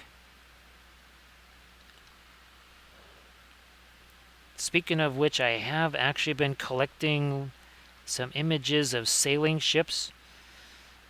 Much as I love to do the Lord of the Rings paintings, I actually I've been kind of starting to jones in for doing some sailing ship art, which I haven't done since, well, I was basically about 13 or so. Who knows, maybe next Thursday's stream might just have to be one of those.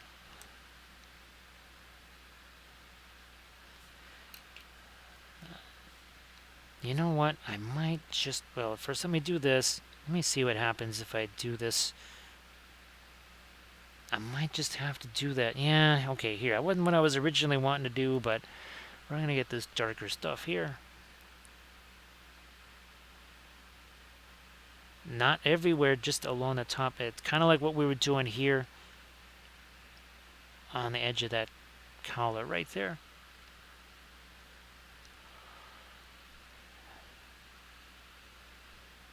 So yeah, the Old Dominion stuff, I still want to at least assemble the cav.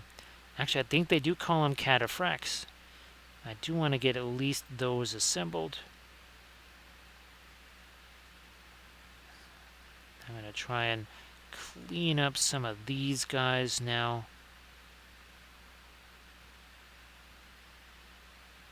Yeah. Blending, but here's my blending brush. Now I'm going to go after some of this lighter green. Like here, that was too much. See, look, the magenta is just going to get pulled right into that. No fuss. Also, no muss. So Space Toy, again, if you wanted to post any links to stuff that you've been working on, and everybody please give a Space Toy a follow as well. I know you have lots of amazing stuff that you can post.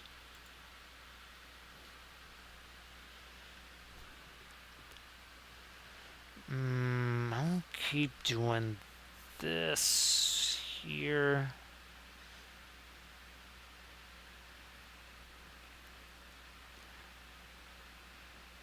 Yeah, okay, let me get back to my blending brush here. Okay, see, that's more just of a little bit of a line there. Now that sort of takes away, again, some of the shape. It's not, we're not looking to necessarily blend the colors. We're just kind of getting rid of excess paint. Also, too, well, now we are 3 hours in. Holy smokes. Now, I can start doing all the brushstroke management there. Actually, Alsatian, I have I have a couple of flats here.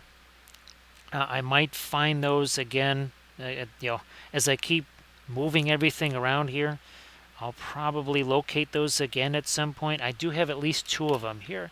Now, I might just say the heck with it and just, search for some new ones. Or, wait a minute, what am I doing? I'll look for STL files.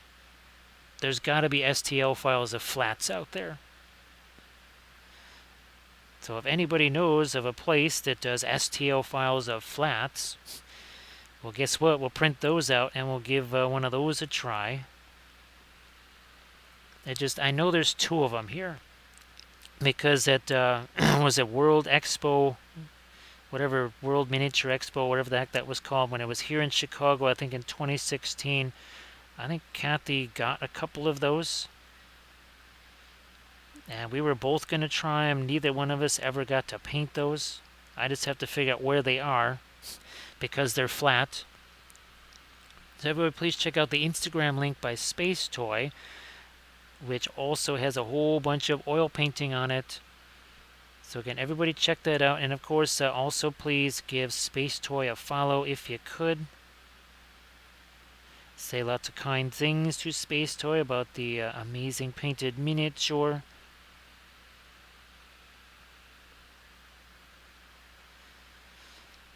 Alsatian, there's got to be. There's no way that somebody hasn't done. But it may not be the easiest thing to find, and they may not necessarily be exactly what I'm looking to paint, but the 2 that she had found, they were interesting scenes. They would have, kind of would have been like a Renaissance painting, but in bas relief. That could make for some interesting streams and tutorial vids for sure. You don't see that all the time, do you, Alsatian? Thanks for the reminder. Appreciate that. Now, see here on Jiro, he's got there's some brush strokes here. So what I'm going to do is I'm just going to take this little tap motion. It's not about blending the color. You saw there was that green paint on the end of the brush. It's about getting rid of some of the excess paint. Now, let me do this.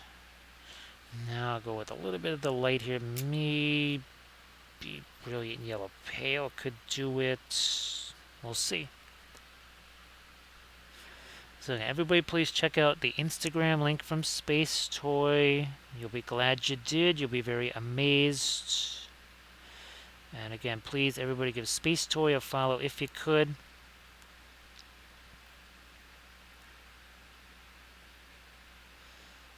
Now, Space Toy, is there anything like a competition thing, something that that you're working toward, or maybe a couple of events maybe you're working towards? And also, too, I mean, if you're going to be teaching any classes anywhere, something like that, and you just want to let folks know, hey, if you're in this area, I might be teaching classes at this convention or this at this facility. Okay, that seems sufficiently smooth out. We'll do the same over here again, just a little bit of tap, tap, tap. Almost like Morse code there. So Alsatian just posted another, oh, it's a Facebook link. Facebook link. So yes, flats. That's something I'll look around, see what I can find. But I'll try the STLs first. I don't believe I'm going to print them flat on the build plate, though. That's that to me just doesn't seem like the, well, maybe after the build plate gets roughed up a little bit and it's easier to pull stuff off of it.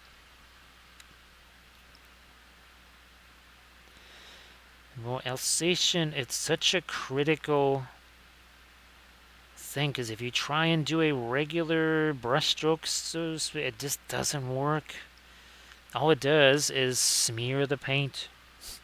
Now here we are going to take it and we're actually going to, well, smear it intentionally because we're trying to actually drag it along like so. We're going to do the same over here with that, with this. There we go. So it kind of takes the edge off of that just a little bit. So Space Toy headed off to the Scale Model Challenge in Holland. Space Toy, all the best wishes on the projects, and of course safe travels there when that happens.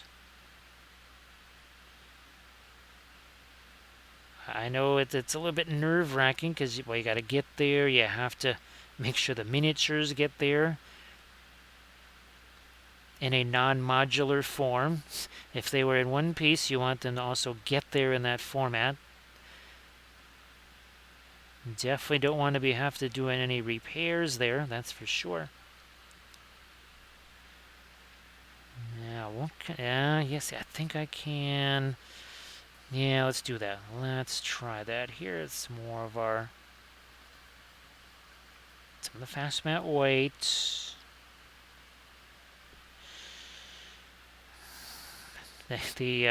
Our rose plant is a little bit in the way there. We're just going to try and work our way around that. Whoa, that was getting to be awful close to a pinline wash right there. I just put that paint there and it started flowing around. I said, okay, we're gonna take away some of that extra thinner.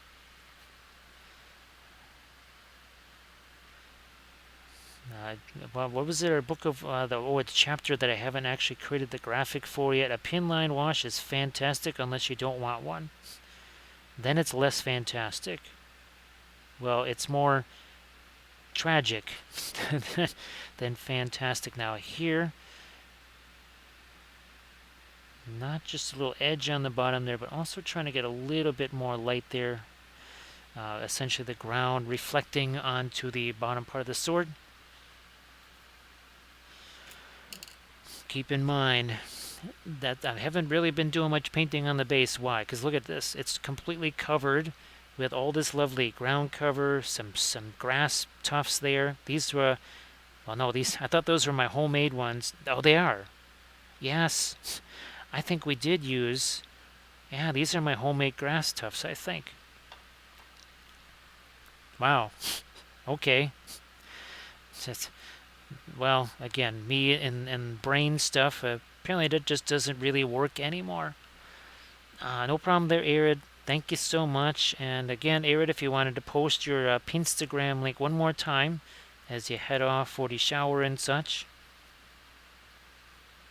please go ahead and do so. And everybody, please give Arity Can Wife a follow. And of course, thank you for the raid. And well, here's no, I'm not gonna say anything. Nope. Anything I say will jinx it, so I will not say anything. And everybody, please, I will say, check out the Pinterest link there from Arity Can Wife. That you can do, that I can say without cursing anything. I'm looking at, see what I can do with the eyes here. Let's see what I can do. I'm going to take this Van Dyke Brown. This would be the Williamsburg Van Dyke Brown, by the way. Ah, there we go. Ah, poof. That's what I was looking for.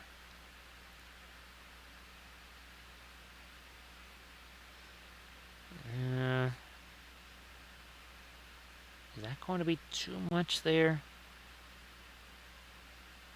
Maybe not. I don't know. Let me also get some lighter on the forehead. Brilliant yellow pale. Just a smidge of that radiant magenta. Alright, I'm going to try and clean this out a little bit more here.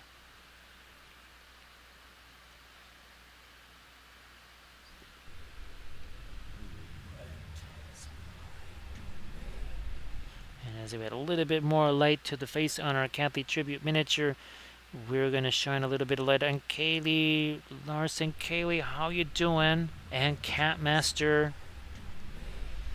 So I saw you guys were streaming, and I was saying, well, this is kind of late for a Catmaster. Hey there, Aunt Mello, how you doing? Hello, little hobbit. Thank you so much, Aunt Mello. Appreciate that. He's like, oh, yeah, I hear you got Balrog problems. He's like, yeah, he's just kind of waiting over there on the other side of the bridge. He's like, well, you know what you got to do?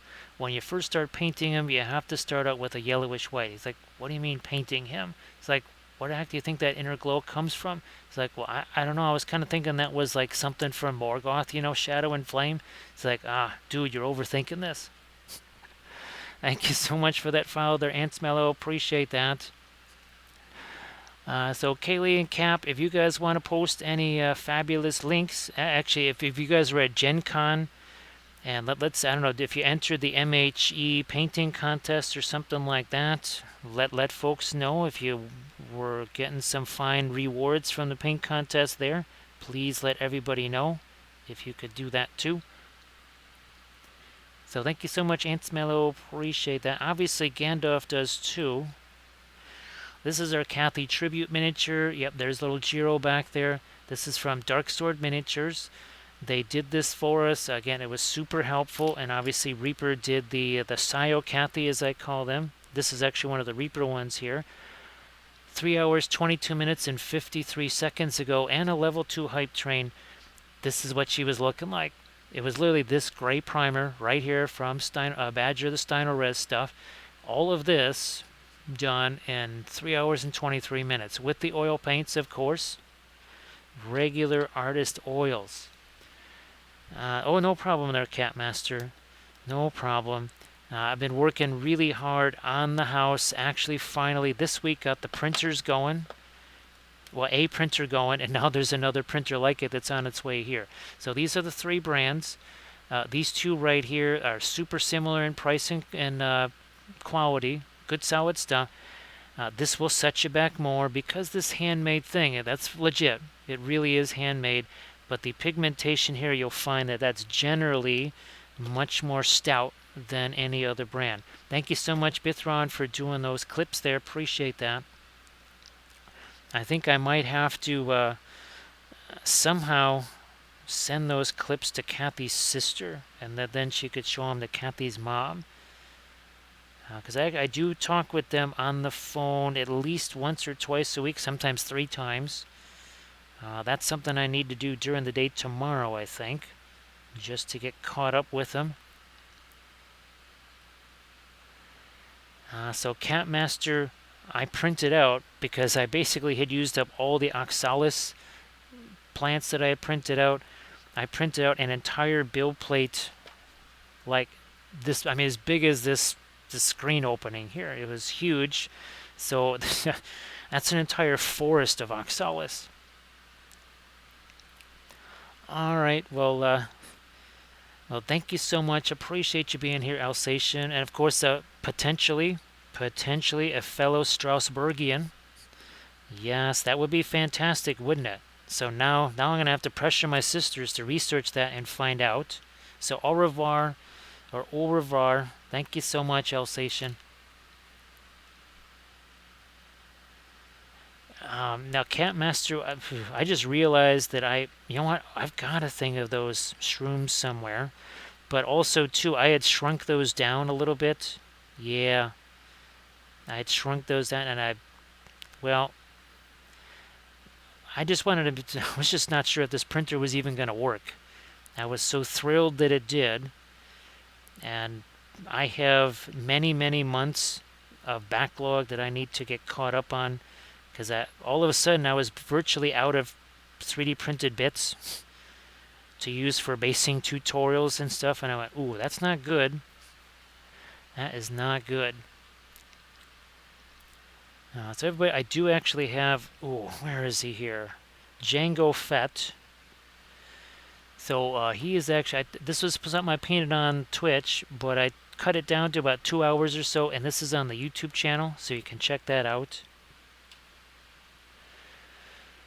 So Space Toy Strasbourg is basically, and it pretty much straddles the border between France and Germany. So it's you could be pronouncing it Strasbourg because it's actually Bourg at the end of it, but it's essentially a town that's I think probably kind of gone back and forth over the centuries, I would say. But since well, my mom's side of the family very much from Bavaria, on my dad's side mostly Austria, but also France. And since it's all in the area, I'm thinking Alsace, Lorraine, and potentially somewhere near Strasbourg.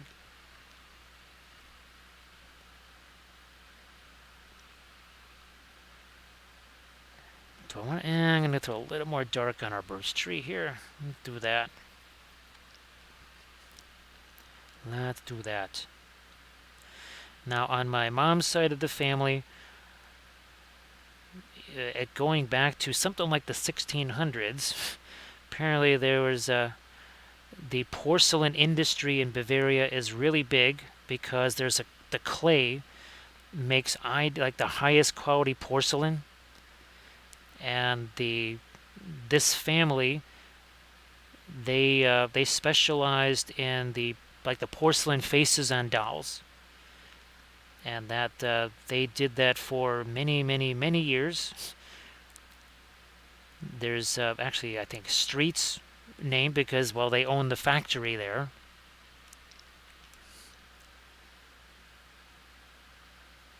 So that was interesting to kind of see. I actually have some pictures on my phone of manifests on, say, the Cunard line when they came over in the 1870s or something like that, or whatever, or the early 1880s. So that was all very, very fascinating.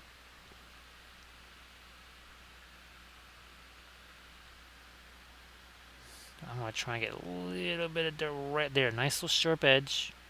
Nice little sharp edge. Also, okay, we didn't do that over here. I'm going to get a little bit of definition on those. Our flowers here. What I'm going to do is just take my blending brush to this. There we are.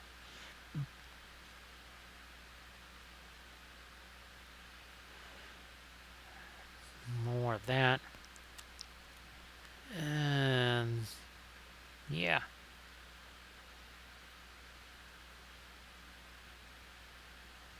taking some of the greens that we put on the edge here and just again taking a little bit of the sharpness away from those.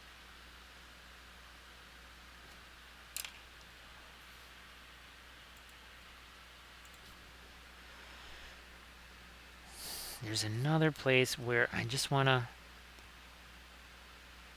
There we go. Do a little bit of sharpening up on the freehand pen, and then also too right here.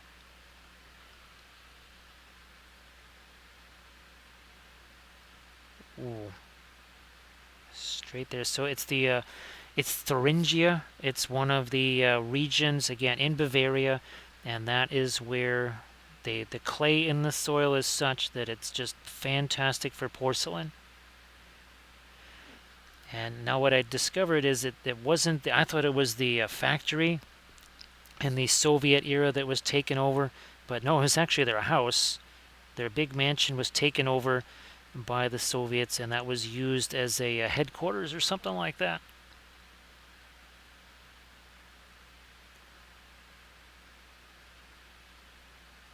Ah, that's it. That's more like it. So yeah, we really boosted up some of the orangey yellows in all of these areas, and boy, that really set the armor back to where I wanted it to be.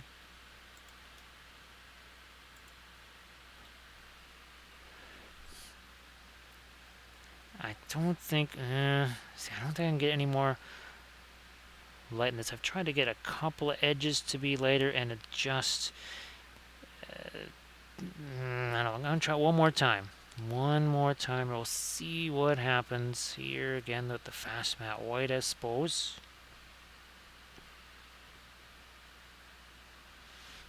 Whoops. We don't want that brilliant yellow pale sitting there. Okay, that's better. Now, I'm looking to do... Oh, that worked. So did that. Okay, finally have... because before it was just too... That was too much thinner in there. Kind of went all over. Not quite where I wanted it to be. And we like these little chains of highlights, right, that go out. Because these are... A lot of these shapes are, well, cylinders. Hey there, Rio Brush Guy. How you doing?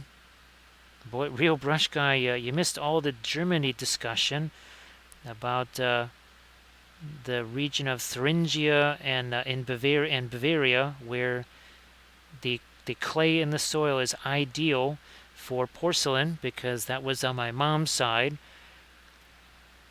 Was it the Holbrig family? They had a major like world famous, or at least Europe-wide famous, doll factory where they made the porcelain heads. Actually, I saw the patent that was filed in the, gosh, I think it was 1904, something like that, for basically moving eyes inside the doll's head. And they were apparently known for making specialty dolls. So if there was like a fairy tale or something like Little Red Riding Hood, I guess they had a doll that had a wolf's face on it. But then if you move the bedclothes or something, you would see the grandma face or something. So again, everybody please give Kaylee and Cap a follow. And also Brush Guy, if you wanted to share any of your stuff in the chat, please go ahead and do so. And again, I hope that you're doing well. And of course, then on the other side of the family, Austrian and French heritage there. So that was really nifty to see. It was stuff that I kind of knew on the periphery, but actually seeing the documents and while seeing that patent drawing, that I had never seen before. It was really wild to actually look at a 119-year-old patent drawing there.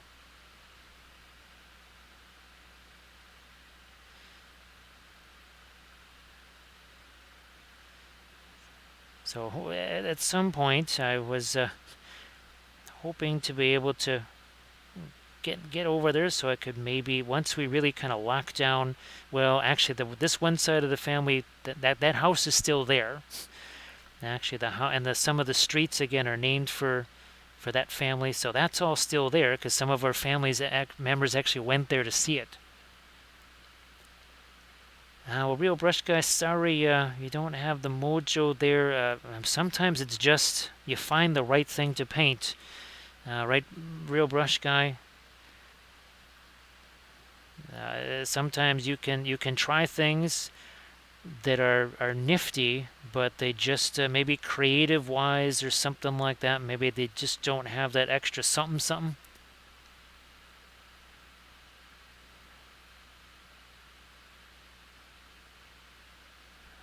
Actually, Space Toy.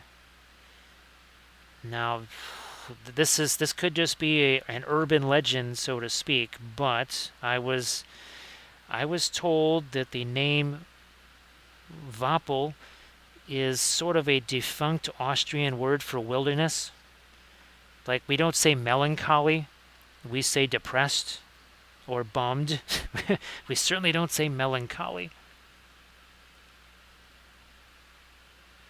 Well, Real Brush Guy, hopefully at some point the painting can be, I don't want to necessarily use the word distraction or whatever, but hopefully it can be something that kind of reduces stress instead of adding to it. Yeah, hopefully you can get some stress reducing out of the painting at some point here.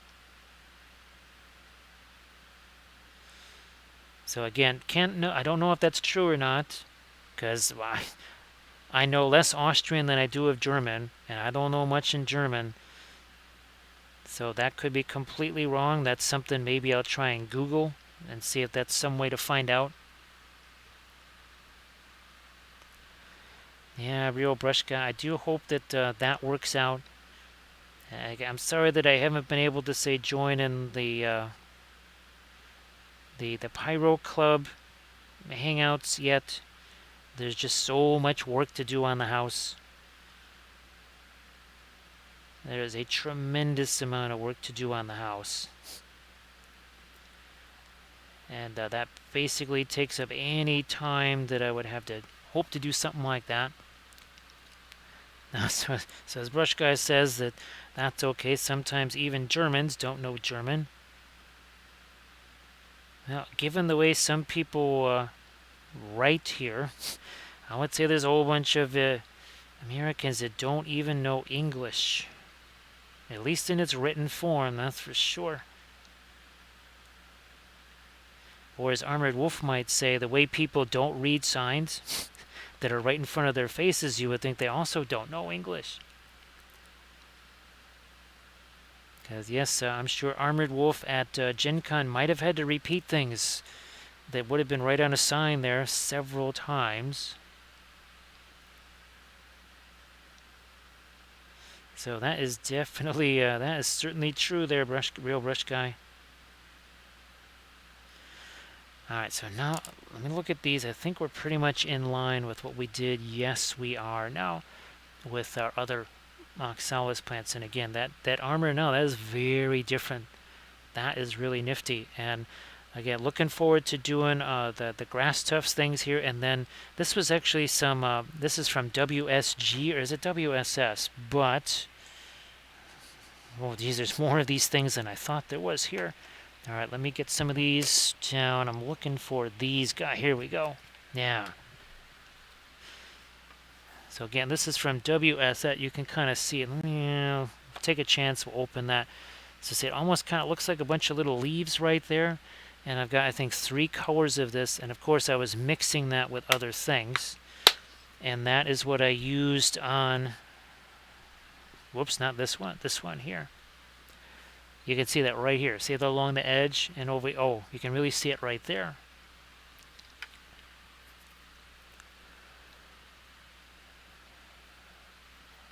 Yeah, that's for sure, Brush Guy. Yeah, it's always gee whiz. I think I've done at least 8 of these now, And of course, obviously, each time there's always the twinges that come with it, right, Brush Guy? Or is it Real Brush Guy? Sorry about that. Doesn't really get any easier. It's just well, hopefully you can check out some of the clips where Cathy banished Prinkles, and she also banished a hype train. So showing off some incredible powers right there. So yes, the oxalis plants, her favorite. Speaking of Prinkles, yeah, the cat always tried to eat the oxalis plant. Oh, thanks. That's my brain is very small right now. It's in fatigue mode, that's for sure. So it's tiny. Doesn't remember much. Does not function at much more than like a brainstem level right now.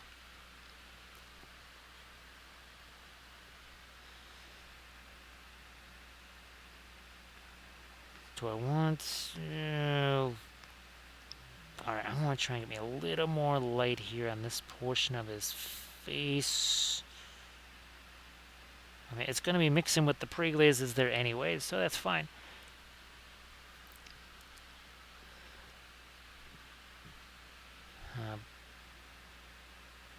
Looking at this, okay, we're all right there. We're all right there. What about? Oh, okay. Yeah, that should not be magenta. That should be green. So we'll once again we'll make some adjustments here because well we can do that.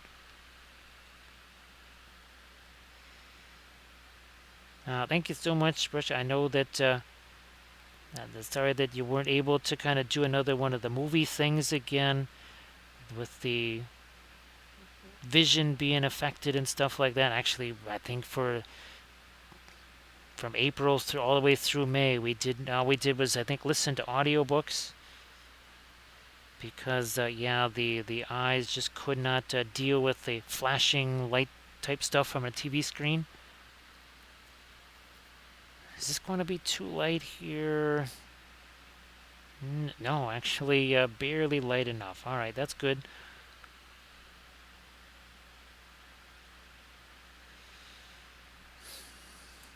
I'm gonna just try and get to his little toe. There's no little toe over here. There we go. Jiro's little tootsies there. Now we also have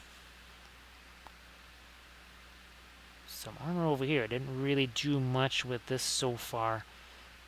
Since there's going to be so much of the greenery around it, I'll just lighten this up with some of my, well, very light green.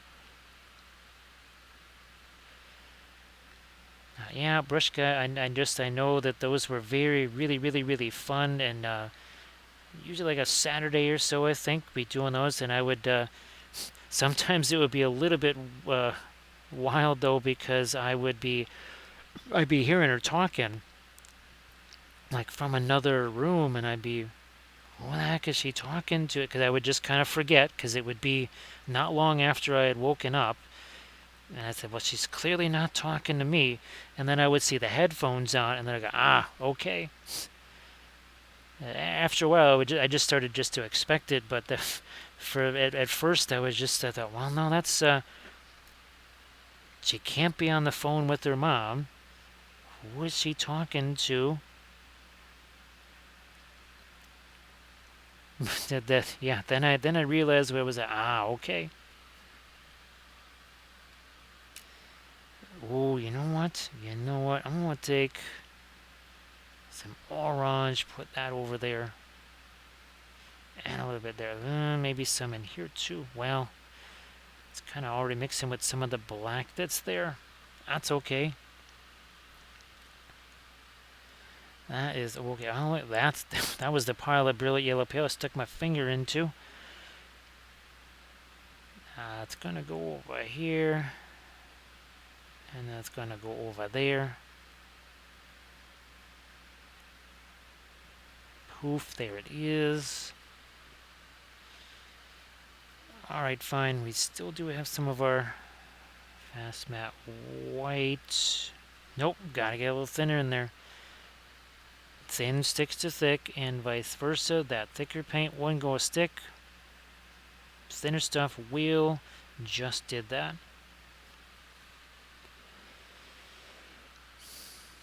So everybody please check out the miniature gallery link there.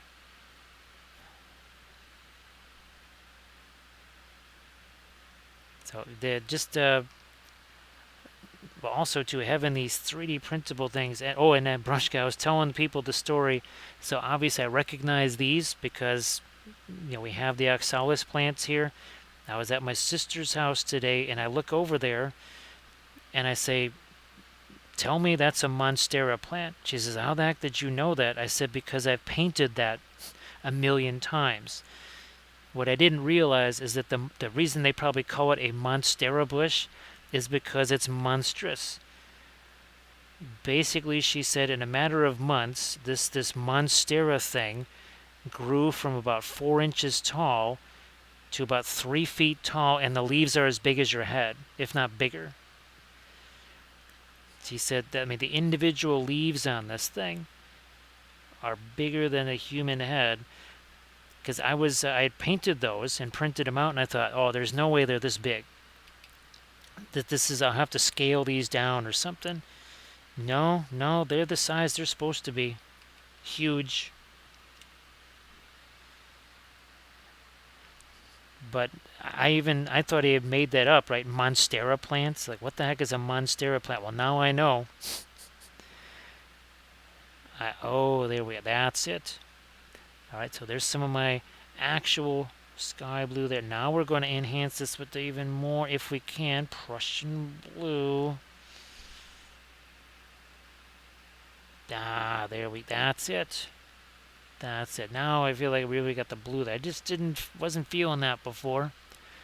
Times, how you doing? Thank you so much, and of course, thanks for being here. Okay, I'm not going to put any of the blue there. Why? Because you can see it's not really so much dark. Oh, here's what we haven't done yet. How's about film noir?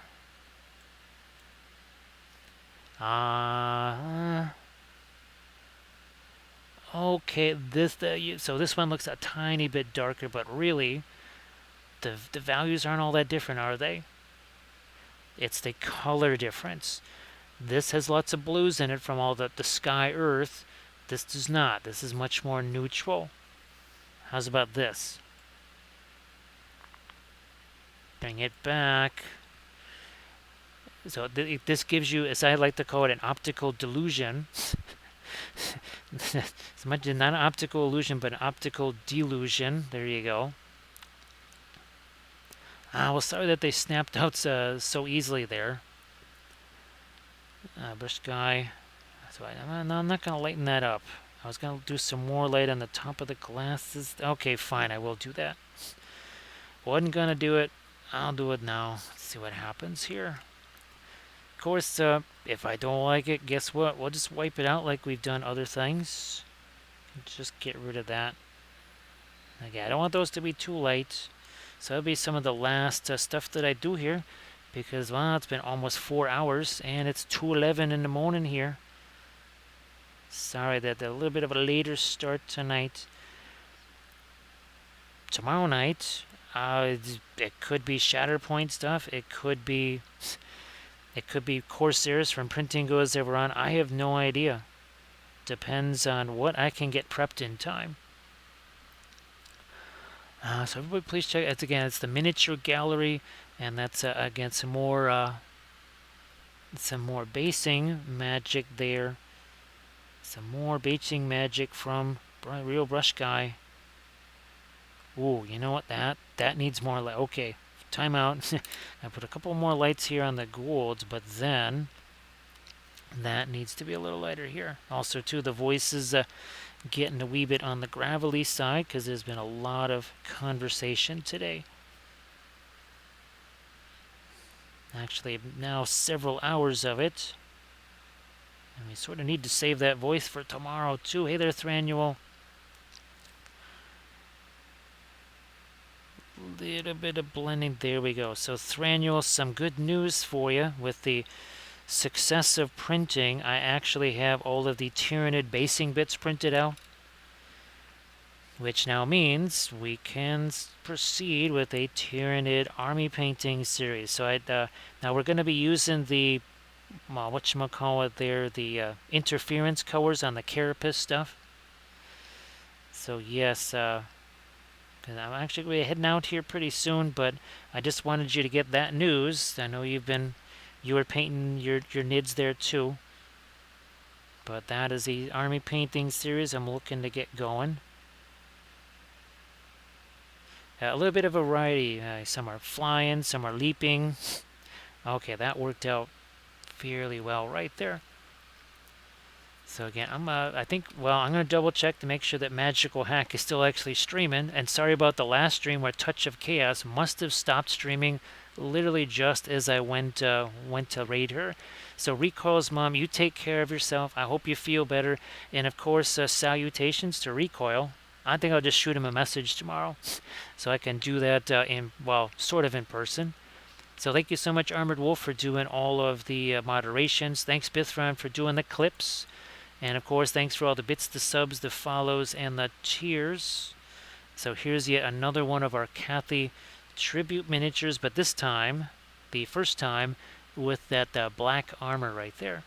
So thank you so much, Real Brushka and Grand Oracle. Appreciate that. Here, let me just, well, look at this. We'll get the last few drops of our medicine down. There we go.